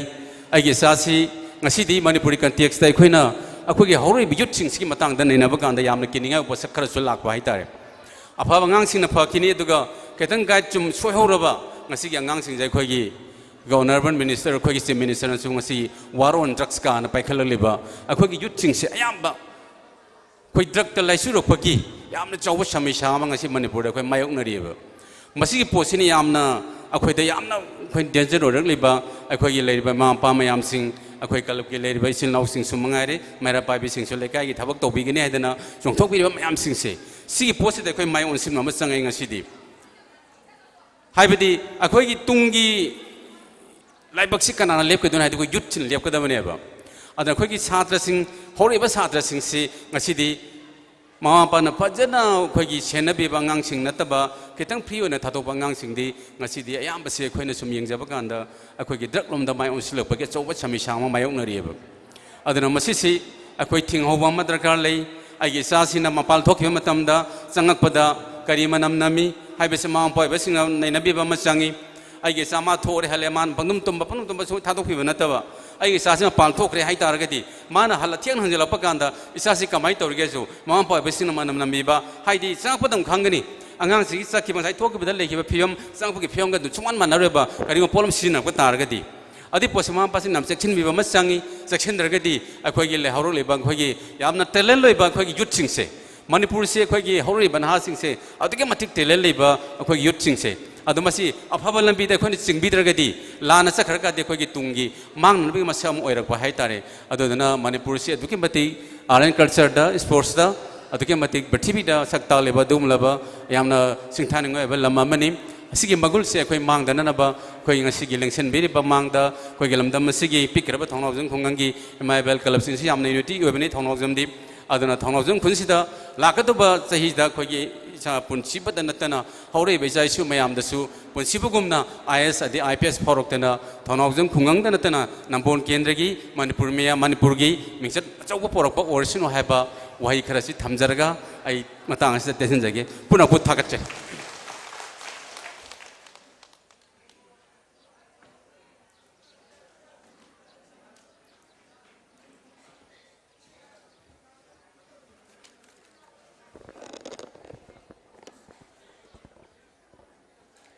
थगचरी एन शरद सिंह ऑनरेबल प्रधान उतलौ ग्राम पंचायत मथंग असिदी दाइसता लेंसिन बीरबा सिंह लक्तगी मिंग ओइना हंगचरबदा Tongbram Ibotombi president senior citizen and intellectual association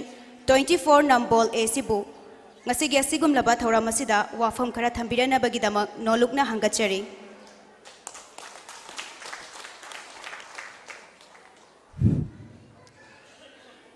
ahan mamada lamdam se koliba ibudo ibendo ipai mo imai phamda nungsijaba agi isa punsibabu is pisa ongdumta arta kok nonjari loile loina nap ngasigi askumba jinglemba phangsalasida sibge sip amdige solengjiba punopu ai kok nonjari loina na ngasidi isa punsibegi मिफम ओप यावबा या यावदबा यादे हन असिन बा क्या काय थोक्तुना लेंबिरबा मांग दलंगसन बिबा इपाई पलि मा Ben पुनुक्सु सिनजेरयांग बा अमसु ai हान को मजै असें मनि इबुदो बेन दौना अखोइगी पुनसिबा कया पुथोपिना थावजम खुलसिदा थावजु खुलसिबु मणिपुर फम सक्ता क्वेश्चन लोइना हावरबा छात्र छात्री खुदिंगना सु पुनसिबै पांदम असी मा निंगजेबा सुमना लाइकना पाबीदुना अमदि ngasi punsi thajani उ पाबीसिना माना संतोकपदा लोइना थावजु खुंदा पुनसिगुम्बा चामा थोकना मणिपुर फंगुंता थाउजन सक्ता ओइसनो हायना ईश्वरगी मफम थाकजे थैंक यू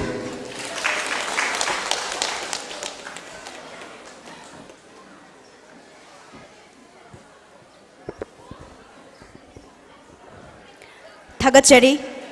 मिंगोइन हंगतचरबदा Tongbram Ibotombi president Senior Citizen and Intellectual Association 24 Nambol Asiana ngasigi thauram asida tentak pawafam khara thambiram bagidama mathang asidi ngasigi chief guest ki fampham langda lengshin biriba mingoina hangatcharabada thaunaujam chawba sing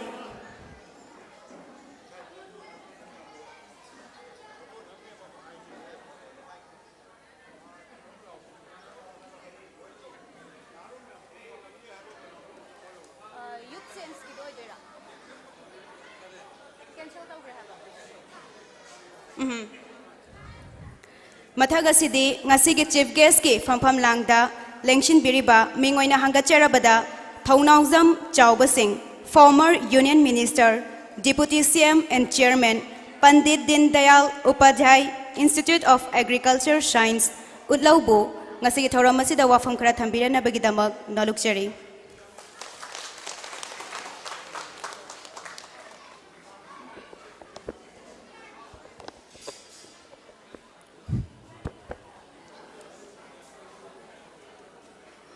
अना अहमद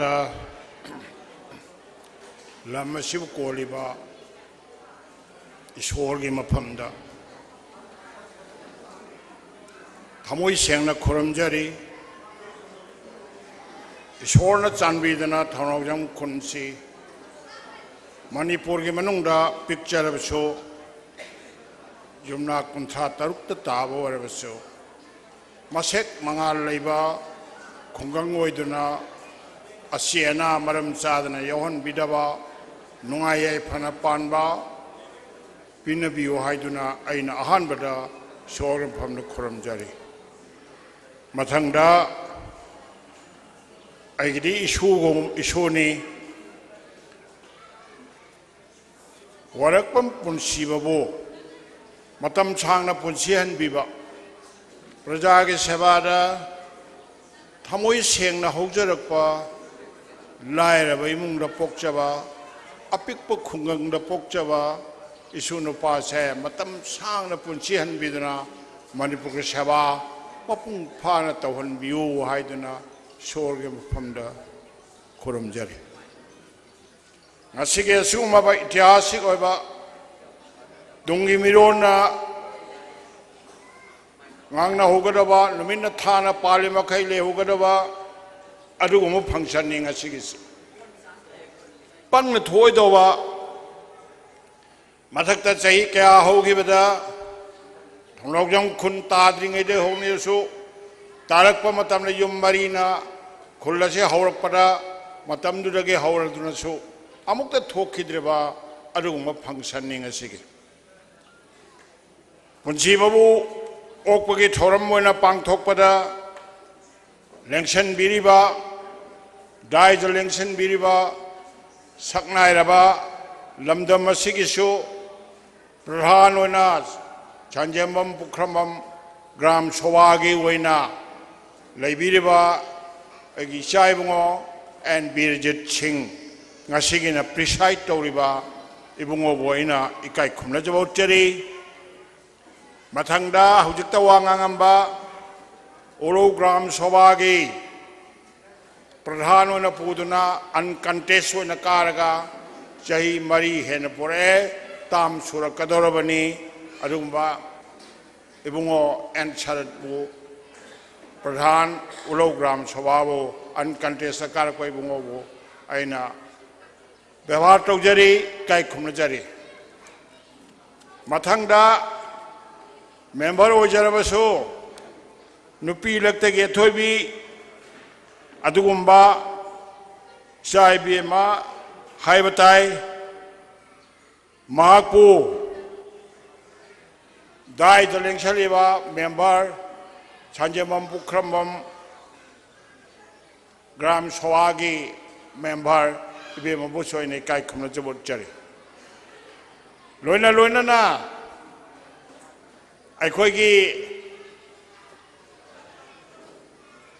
ꯏꯕꯨꯡꯉꯣ ꯄꯨꯟꯁꯤꯕꯕꯨ ꯄꯣꯛꯄ ꯃꯤꯌꯥꯝꯅ ꯀꯥꯎꯔꯔꯣꯏ ꯏꯇꯤꯍꯥꯁꯇ ꯏꯗꯨꯅ ꯂꯩꯍꯧꯒꯅꯤ ꯏꯕꯨꯡꯉꯣꯕꯨ ꯄꯣꯛꯏꯕ ꯑꯗꯨꯒꯨꯝꯕ W इबोयाइमा Singh Ibungo बोइना अमुक हेना इकाई खुमजबो चरी थोदो हेंदोंना हंदक किसिदी अइना हाइजरब कान मयाम पुनम अहुब खुबा अमग लोइनना मयाम होगतना ओपियो कनानो मदुदी पुंसीबबु पोकपी बे भगलो जो लेपुलो इबेमा W Premila देवी अहोब खुवाम खुबियों मागी दमकता गाय खुमलवा उपियो माक्षिनी सुभाष चंद्र नाहरम बमले अफबा मामत पियो पृथ्वी जोई तौगे इतना हाय वाम लेवने अफबा माने माना पोक्चबा अदुगुंबा पुंसीबनी अदुननी माबु इकाई खुमनजरिबा लेखलगे अइना थागत चनिंग बसे ngasiगे सुम दाय द लेंसलि बसि नतबा मियोया निखक ले पुंसीबा करमाइना IS फंगरिमनो एग्जाम थाबदा यामना कोचिंग तौदुना पैसा याम चंगना होनरबौदा मारीरक मंगारक थाबदा ngamdribani manipurde ma yauriba साइबुंगो मुस्लिम अमा यावरिबसि मंगारक कनो थारिमनि मा जो हाइजबनि पुंसीबना करमना कोचिंग यामना तौदबा मसाना होनजरगा माना जो हायरे टीवी दा जसादा मयाम ताबिरंगनि होनजरगा सपोर्ट तौरिबा माय मखुरा सिंह अमरी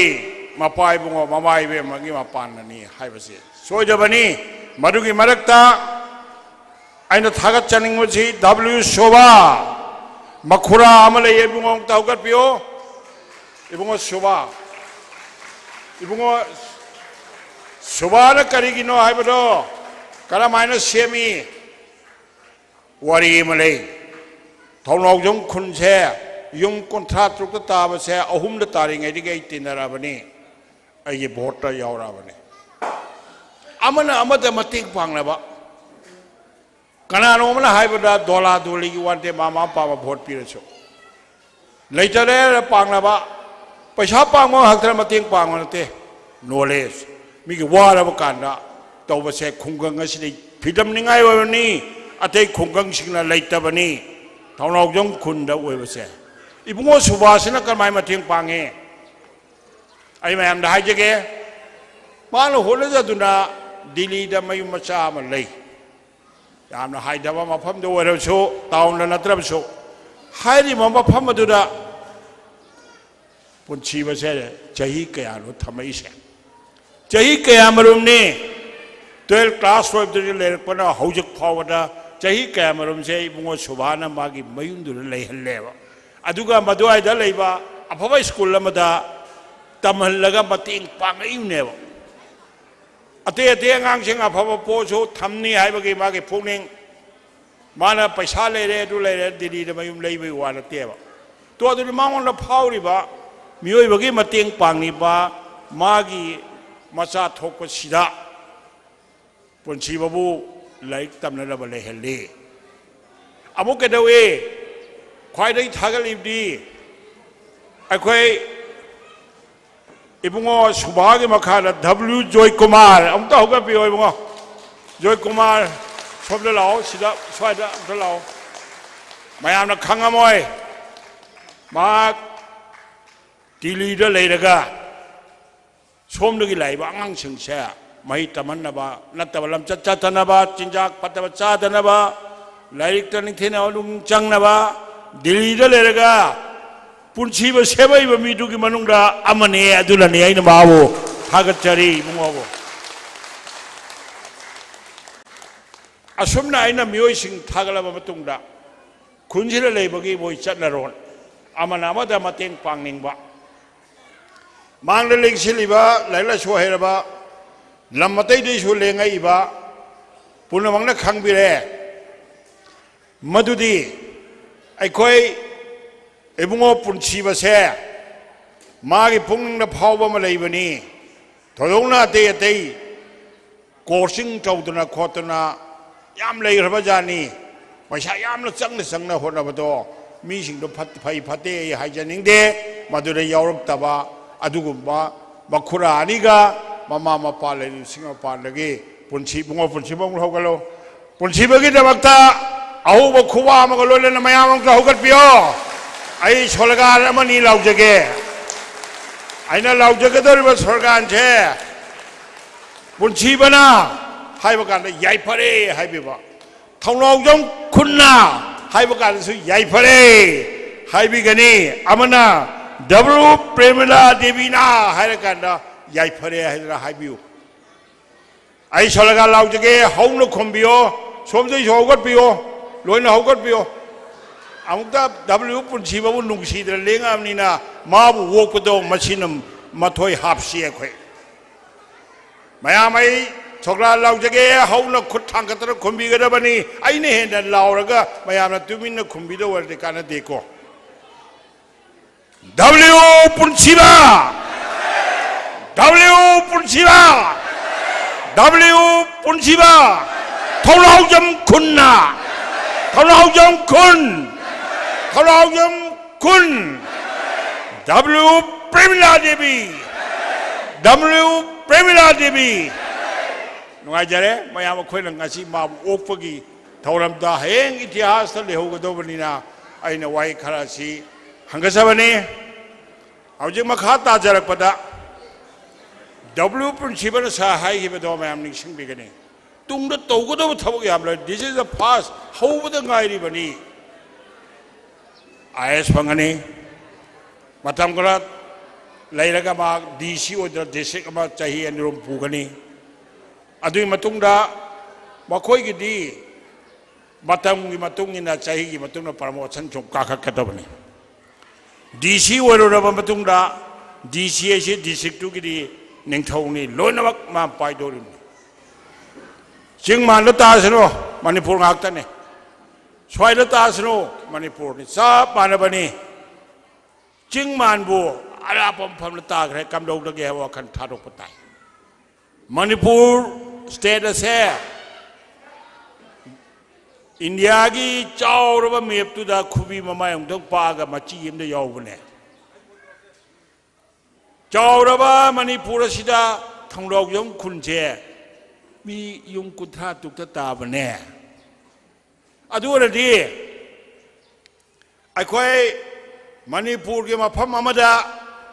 सेवा तौ हाइदरा डीसी ओन थारकपदा अखोयना हराउनो वोकदबनी पुनसिबना थौना फल सकदबनी चौखत्रिबा चिंगी मफम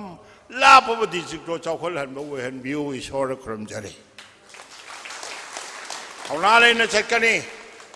डीसी ओइगनी अदई थोरागा सेक्रेटरी फंगनी जॉइंट सेक्रेटरी जॉइंट सेक्रेटरी सना पाइरिबा डिपार्टमेंट पाइरिबदो लोइनमक तौबंगमे मागुंबा मसक नाइबा मी हाक्ता लाइबनी मणिपुर दगे मनीदनी यावरिसी मपान दगी चौर चौरबा बिहार दगी गुंबा यूपी दगी गुंबा असम दगी मयाम अम यावरकदोरिबनी मदो थेंगनगदोरिबनी अन थाजै अगेसु पुनसिबसे मीना पाला लाक्चरोय मावंद मसागी ओइजबा पिरकपा हाइबा मले मी पुनबाग मंत्री नि ओइगिबा सिंगसे मी पुनबाग चीफ मिनिस्टर नि चीफ मिनिस्टर ओइगिबा सिंगी मनुंगदा प्राइम मिनिस्टर ओइगिबा सिंगी मनुंगदसु हौजिक लाइबगी परिंगसी यंगबदा नरेंद्र मोदी से मी नते लाइनी मागे खूद बार मखुद थादरबदा खू मखा चोंदरिबा माना सुमाइना खुदोंबिति गरदा कयम सांगनो हैबो खंगद्रबा अदुगुंबा नरेंद्र मोदी करिगुंबा फत्तबा हैबो वखल अबाबो खंगद्रबा गांधीयन लोइबा पोखफमजु गुजरात गांधी नगर पोपदुगुम्बा निपाने तो चिमिन प्राइम मिनिस्टर मैम लेखिने लोय अफब ngakani नेहरू दगी यंगो इंदिरा गांधी दगी यंगो चक्रीम सिंह अफब ngakani तरुसुं दाग अमबम ले इंदिरा गांधी फगरब से मतम अब फगद्रान प्रजा की दमकता इमरजेंसी तौरुयबा मी पुनो फार जेननम जलुई अइदना चाउदुंग ने हाइरुई हौजिक मदो माइ दाग तो कोकतेबा अफब कयामरम तौरमे नरेंद्र मोदी दी लाइरबगी अनंगबगी नुपीगी सोइनाइरबसिंगी माना प्रोग्राम पाइखलैबा मयाम सिदा लाइरबा अनंगबा सोनथरबा वीकर सेक्शन गी नतबा करम यावगे तो अदुनदी आइना थाजै नरेंद्र मोदी की प्रोग्राम का इबो पुनसीबगसी याम चानगदब माली सिनैना हाइजरी लाइरना होरपा अपिक खुगंग होरपा कनागी ट्यूशन यावदना कनागी यावदना मागी मामसे मखुरा सिंह होना जरगा अदुसु बोन सपोर्ट पीबीबदा ओइरकपने श्री नरेंद्र मोदी ना पाखलिब मयाम से थादुर लोरोय अइना खर पंजरुरिबदी मासे सोशल वेलफेयर का पाहेलानी नुवाइने खलिम हयें अदु डीसी ओइ मतमदा लोइना लाइरा मयाम की सेवा तौदोरिबनी इबुंगो पुक्सेन छेंगना ताओ नरेंद्र मोदी गोमना ताओ गांधीन नीति चलो गांधी न कना हाबुसु फत्तबने हायरमदबनी कना गुम दोलमतदा फत्ति हुलमदबनी अदुमना इबुंगो पुनसीबना मणिपुर प्रजा की काचिन कोया चलुरगा हलागा सेक्रेटरीट फमदना पुनसी नुंगसांगना कौबसु पुनसीब कौवे अइना सुम वारी से फम ताबदा मयाम अमा लेखिद्र माने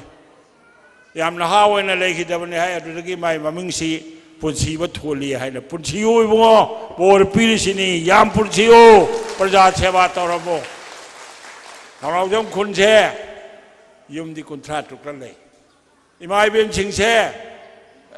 मतिंग पांगनै मोय अइने लापदा लनायगी मागी हाइदे खुंगंगी क्लब सुमतदि सावने संग सुमतदि सावने मियाम की ओइबदा तौरपा हौजिक मयाम वांगसी सारंबगी हौजिक थोंगलपदा यारिमदेबा सिबाव वांगमले हायरमने क्लब से तो मरम मदुना अखोइना मथंगदा हेन चावखलक्तुना पुनसीबना पोरकने निंगी मागी दाव यारिसिगे हरदी खेलो इंडिया दने नोइसे सोइना इंडोर स्टेडियम ममले हेन बोनसे मयाम पामद्रो कुबाक लावला हुबियो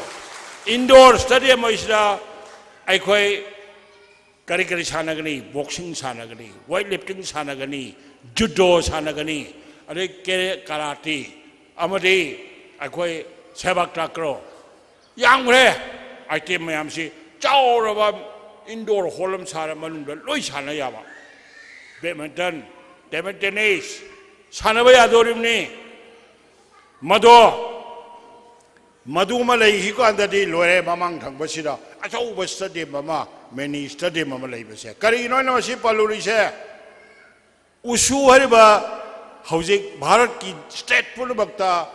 लेरिसे मणिपुर मचाना लोइना कोर्स होरी करिगिनो उसु से सिरे होगी बने उसु से इन आधा स्पोर्ट मंत्री ओरिंगेदा उसु से थंगलोजम की लेखिद्रे ममिंग पनबा नुंगाइते चादो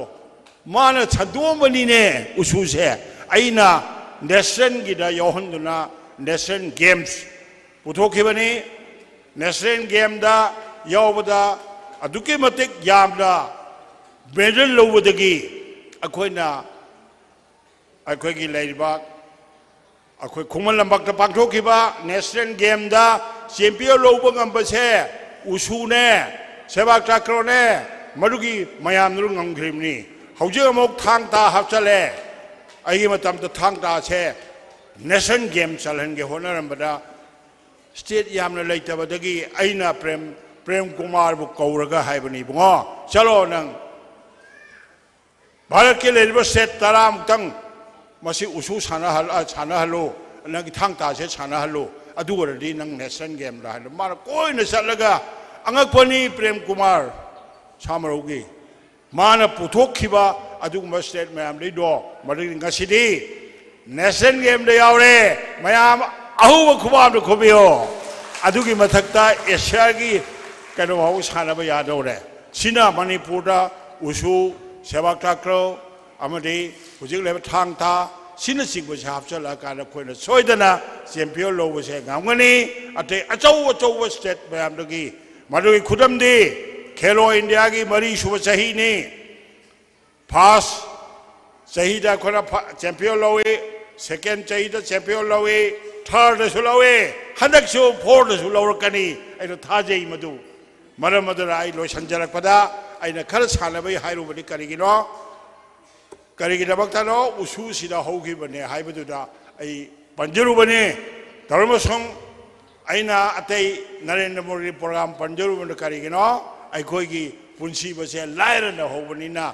लायरबगिद खनबा प्राइम मिनिस्टर लेंगद फजन तौरगा लेपाक सेवा तौ वैसनो हाइजरगा मयामदगी विजय लौजगे जय Manipur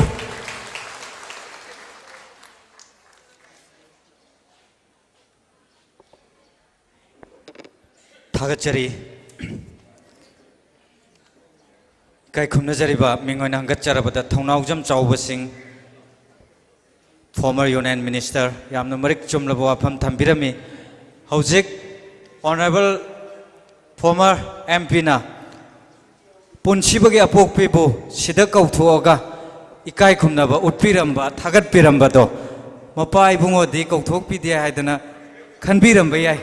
masigi matangse ai karigumba khradang ningsing jarake malem sida leiriba ima oibi khudingmakse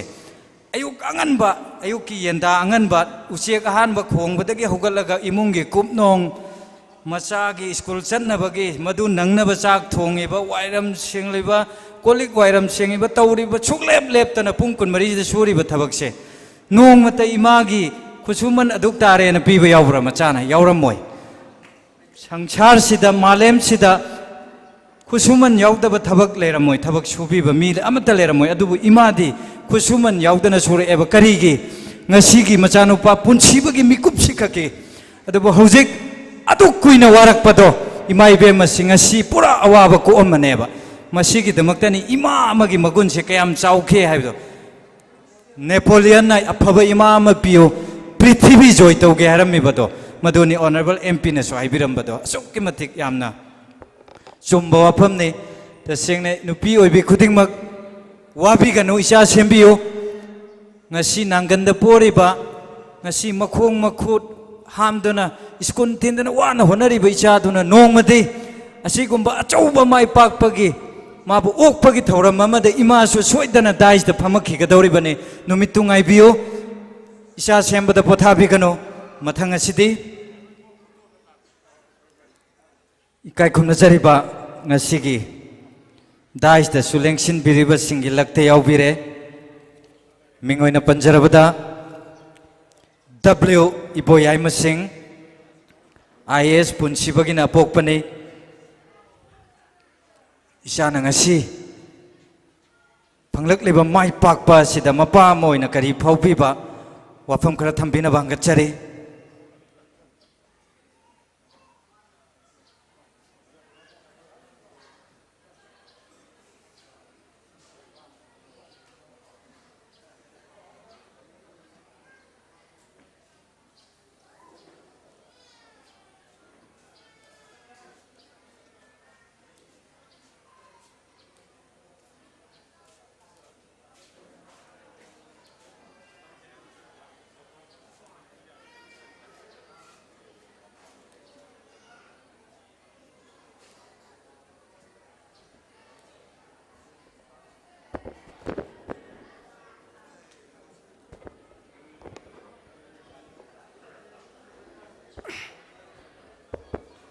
Hello. Firstly, respected Shri Bing Uina Panjarabata Shri Thanawjam Sajau Singh, former Union Minister of India, Deputy CM, ex-Deputy CM Manipur, and Chairman Pandit Din Dayan Upadhyaya Institute of Agricultural Science Ulo ahan bermaktuda ngasigi chief guest ki sabab lang langsim biriba ikai khuna da matik charba pabung sababu ai gi tarap tagi ngam khai letra thakat sab phongdok chari adi subada Shri Ming oina panjarabada Shri Ning Thaujam Birijit Honorable Pradhan Sanjeban Pukhabam Gram Panchayat ngasigi President gi phapam danglang sin bebusu ai gi tarap tagi haine gai letna thagat pa phongdok chari ahum subada Shri P Ibam Shrimati P Ibam Sat Devi member 24/12 Sanjebam Pukhamam Gram Panchayat pusu ai gi tarap tagi thagat pa phongdok chari loina na Shri N Sharat Singh Honorable Pradhan Ulau Gram Panchayat pusu ngasigi tharam asi bopung pharan tikta ai gi tarap tagi thagat sab phongdok chari loina na ngasigi tharam asibu thawai haksa coverage to bita media puna busu ai tarap tagi haini ai le thagat pa phongdok sab utsage loina na ngasi tinbi de ba ai bu nung sibi de lak pi de ba ai gi khungai gi miyoi sing ai gi isa inau sing ai gi ahal ikhura indon isan punang busu ai tarap tagi pochi supagi kawba ngamloi da ba adom gi yam lan ru ba ai gonda am ton jare adu busu ai da thagat pa phongdok jage aroi bide loisalak ba oida ai khunji bu sakhot na khiti bu honarak ba ekai khuna da matik char ba akhagi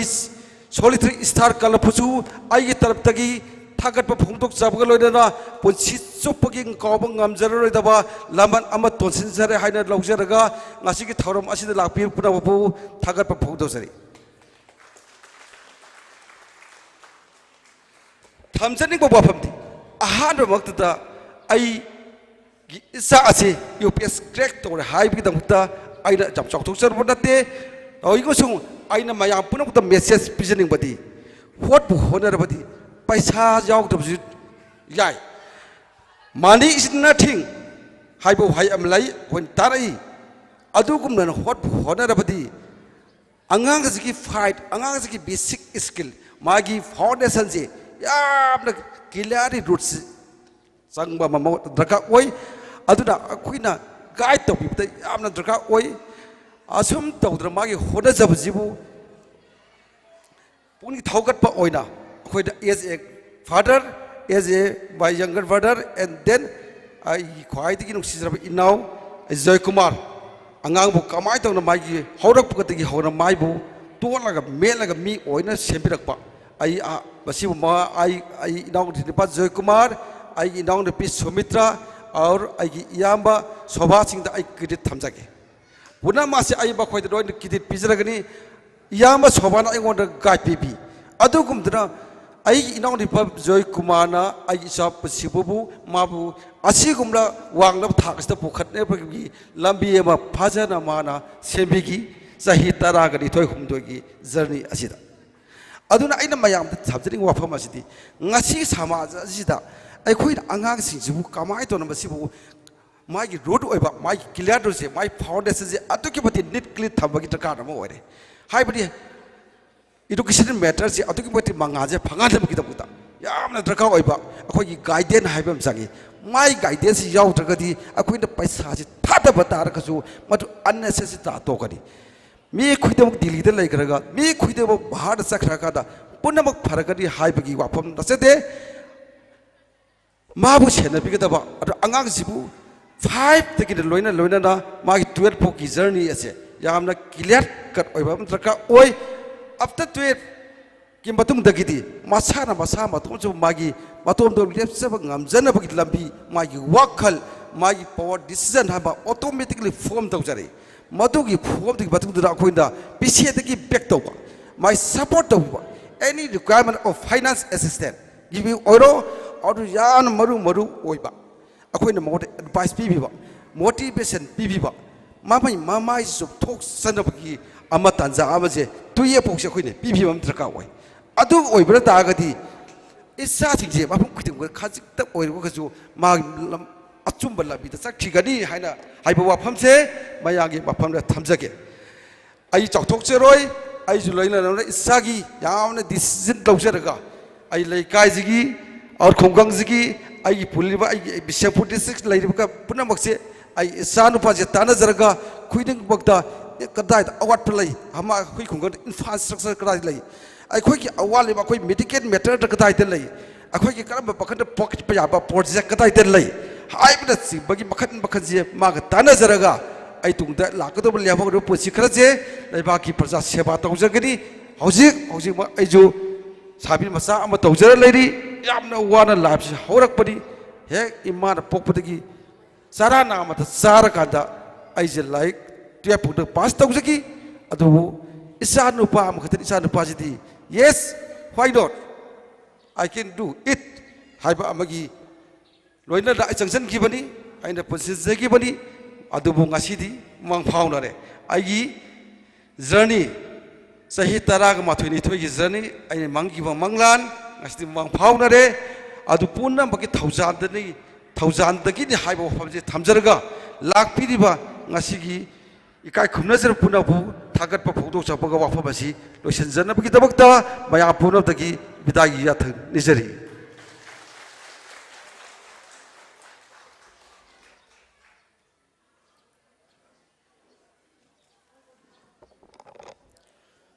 Thagachari, ladies and gentlemen, attention please. Now the moment comes to end up the function. So I would like to request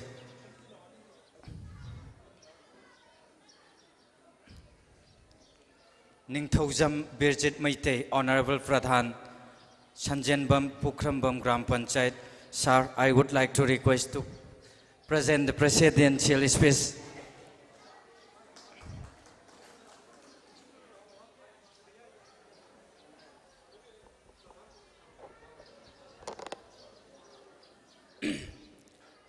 अहनब मक्तदा ngasiगी यामना हरावबा नुंगाइबा गलोइनना अखोइगी नुंसिरबा पुनसिबबु हरावते यामना ओकपा लेंबिरुबा हलमन मांगद लेंसलिबा नहारोल इमाइबेन पुनमुपु अहनब मक्तदा खुरुमजरे लोइना लोइनना ngasiगी दाइदा मुनसिबगी रिसेप्शन प्रोग्राम असिदा लेंशन बिरिबा अखोइगी पाबुंग इबुंगो सिग्वेस की फमम लांग द लेंशन बिबरबु अहानब मक्तदा खुरुमजरी इकाय खुमनबु उसरी लोइना लोइना सीनियर सिटीजन जे खोइगी अंकल बुसु इकाय खुमनबु उसरी लोइना लोइना उलौ ग्राम पंचायत की याम्बा तासरपुसु प्रधान तासरपुसु इकाय खुंदबु उसरी लोइना लोइना अखोइगी संजय बुखम्बम ग्राम पंचायत की वार्ड नंबर 4 की मेंबर अखोइगी इंदोमसा इबेमसा बुसु इकाय खुंदबु उसरी लोइना लोइना ngasiगी मीडिया पर्सन सिंह लेंबिरेबा अखोइगी क्लब की थौपुबीरिबा ngasiगी सिल्लांगिबा पुनमकुसु इकाय खुनबु उसरी लोइना लोइना अखोइगी ngasiगी आईएस पुनसिबगी अखोइगी मामा मागी पोकपीबा अखोइगी मामा इबोयाइबुसु कोकनोना खुरुमजरी लोइना लोइना अखोइगी इने प्रेमिला बुसु इकाय खुनबा उसबग लोइना कोकलोना खुरुमजरी पुनमकु अमुकना खुरुमजरी थोइदोंनो हाइनिंगाय लेजते असुक नुंगाइख्रबा पिख्रबा अखोइगी थौनावजम खुंगांगासी अहाकसु अंगांग वरिंगाइदगी आई थौनावजम खुनगी मसा अमोइना आई लेजरकपनी मतमदुदा अखोइगी असुकी मतिक अखोइगी मामा इबुयाइसी इमुंगसी असुकी मतिक नादि चारमदे अखोइगी इवोक पिसक अखोइगी इवोक गोम्बी लेबिरिबा अखोइगी इवोक जादू इवोक खोइमु इवोक नबचंद्र मखोइ पुनमकी मखादे अखोइना अंगांग ओइना यामना नुंगाइना थनौगिमजे लेइबसु याम नुंगाइबा सानाबा खोनाबा अखोइ याम नुंगाइना लेजरै मतमदुदा अदुकी मतिक यामना नातै जादना अखोइगी माइबा हाइजि मतमसिदा अखोइगी इबोक्सिना लेमरामदा मुक लेइ निंथौओंदा मुक लेइदना यामना फिबम अमदा लेरखी अखोइ खंगजावी असुकी मतिक अदुगा अखोइगी मामसिंग यामना होनबा कंजबा मामसिंग आक्तनी अदुना ngasiदी मामसिंगी थौजानदगी अखोइगी इबुंगो इसेनुपा पुनसिबाबु पुनसिबासी आयस हाइबदु फंगबजी अखोइना पूरा असुकी मतिक नुंगाइजखरे आइगी थमोइदा असुकी मतिक पेंजै हेने हेन अखोइगी पुनसिबना हेने हेन लेबाकी अफबा हेने हेन असोयंगाम याउदना माना तौरुबा मागी डिपार्टमेंट अफबा ngakta ओइबा ओइसनु हाइबसेइना हाइजरी अना अखोइगी लाइरगसु अखोइगी खुंगंगी लाइरिबा अखोइगी पुखरमबम ओइरो संजेम मोरो मैजराव रो लाकपिरिबा लौरेम मोइरो होटबो होनरबदी ngamdaba leitabani ai laire haidana mingondagi niraga haibadi mingondagi lauraga hingani haiba khoi masik kanate khalloisi kaidobai ngamoidoino honaraga aigi aphangma khraduna aigi isa isu semaga nongmadi soidana phaba oigane ana khoi yam sangna haijaroi lengchen biriba kungang asida leibiriba lekai kungang atop atop leibiriba lakpiriba punamakpusu hena hena aphaba isajing isujing hena aphaba puthok pirakba oibiu haibaje haijaraga ipunamakpu amuk hanna khurumjari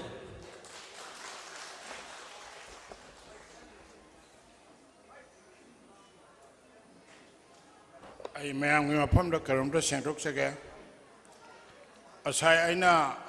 usu gi demakta manipur da yan haba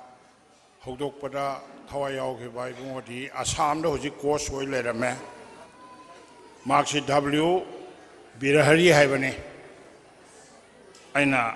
leihidaba haibaduna w open ni ma ju usurum sanabani adubo birahari sina hoji Assam da course wal tambiri usu se mahakna kanna ayona pressure tawbadagi usu se national game da chan gibani birari buni mayam sai laitawa haibado wona gramane mayam adugi sengdok sabani birari hojje hojingmak Assam state ki course wal tambiri thank you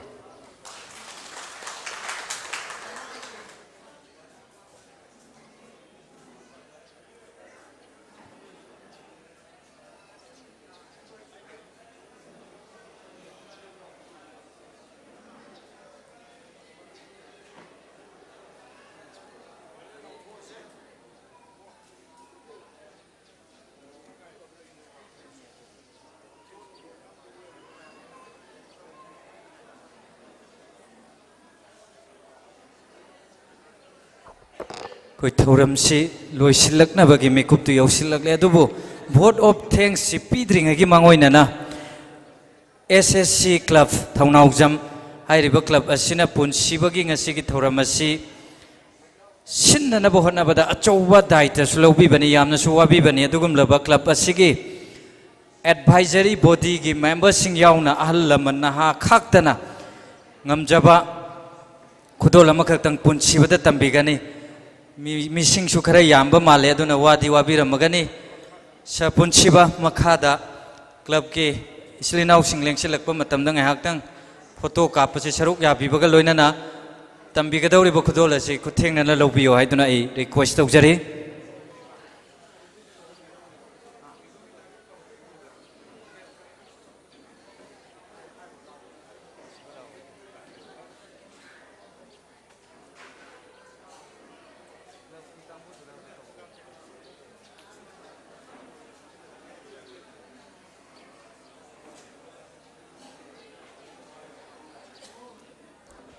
Koi ice punchiba huje ai bekta cable TV karana interview lori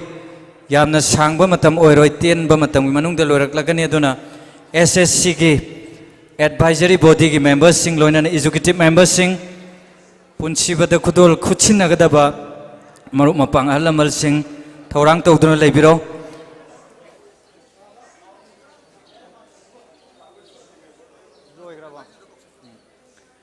interviews लोइरे दुतागदे पुनसीबा दाइसतगी मखादा मुक्तंग कुमथबिरो ममांगदा दुगा लेकाइगी नंगी इपाइसा कक्का S मामा मयामसिना नंगबु नुंगसीदना नंगबु पुंगनिंग थौगतपोइना तंबा दुगुमलबा चमलबा खुदोलनि खुदोल असि नंग पुनसीगी काउदना मफम चाना थमजनगदबने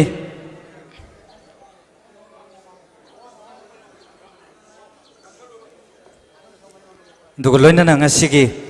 sigumlaba singlemlaba thorama sigi vote of thanks pibinabagidamagta aigi marup W Madhuribo hangatchari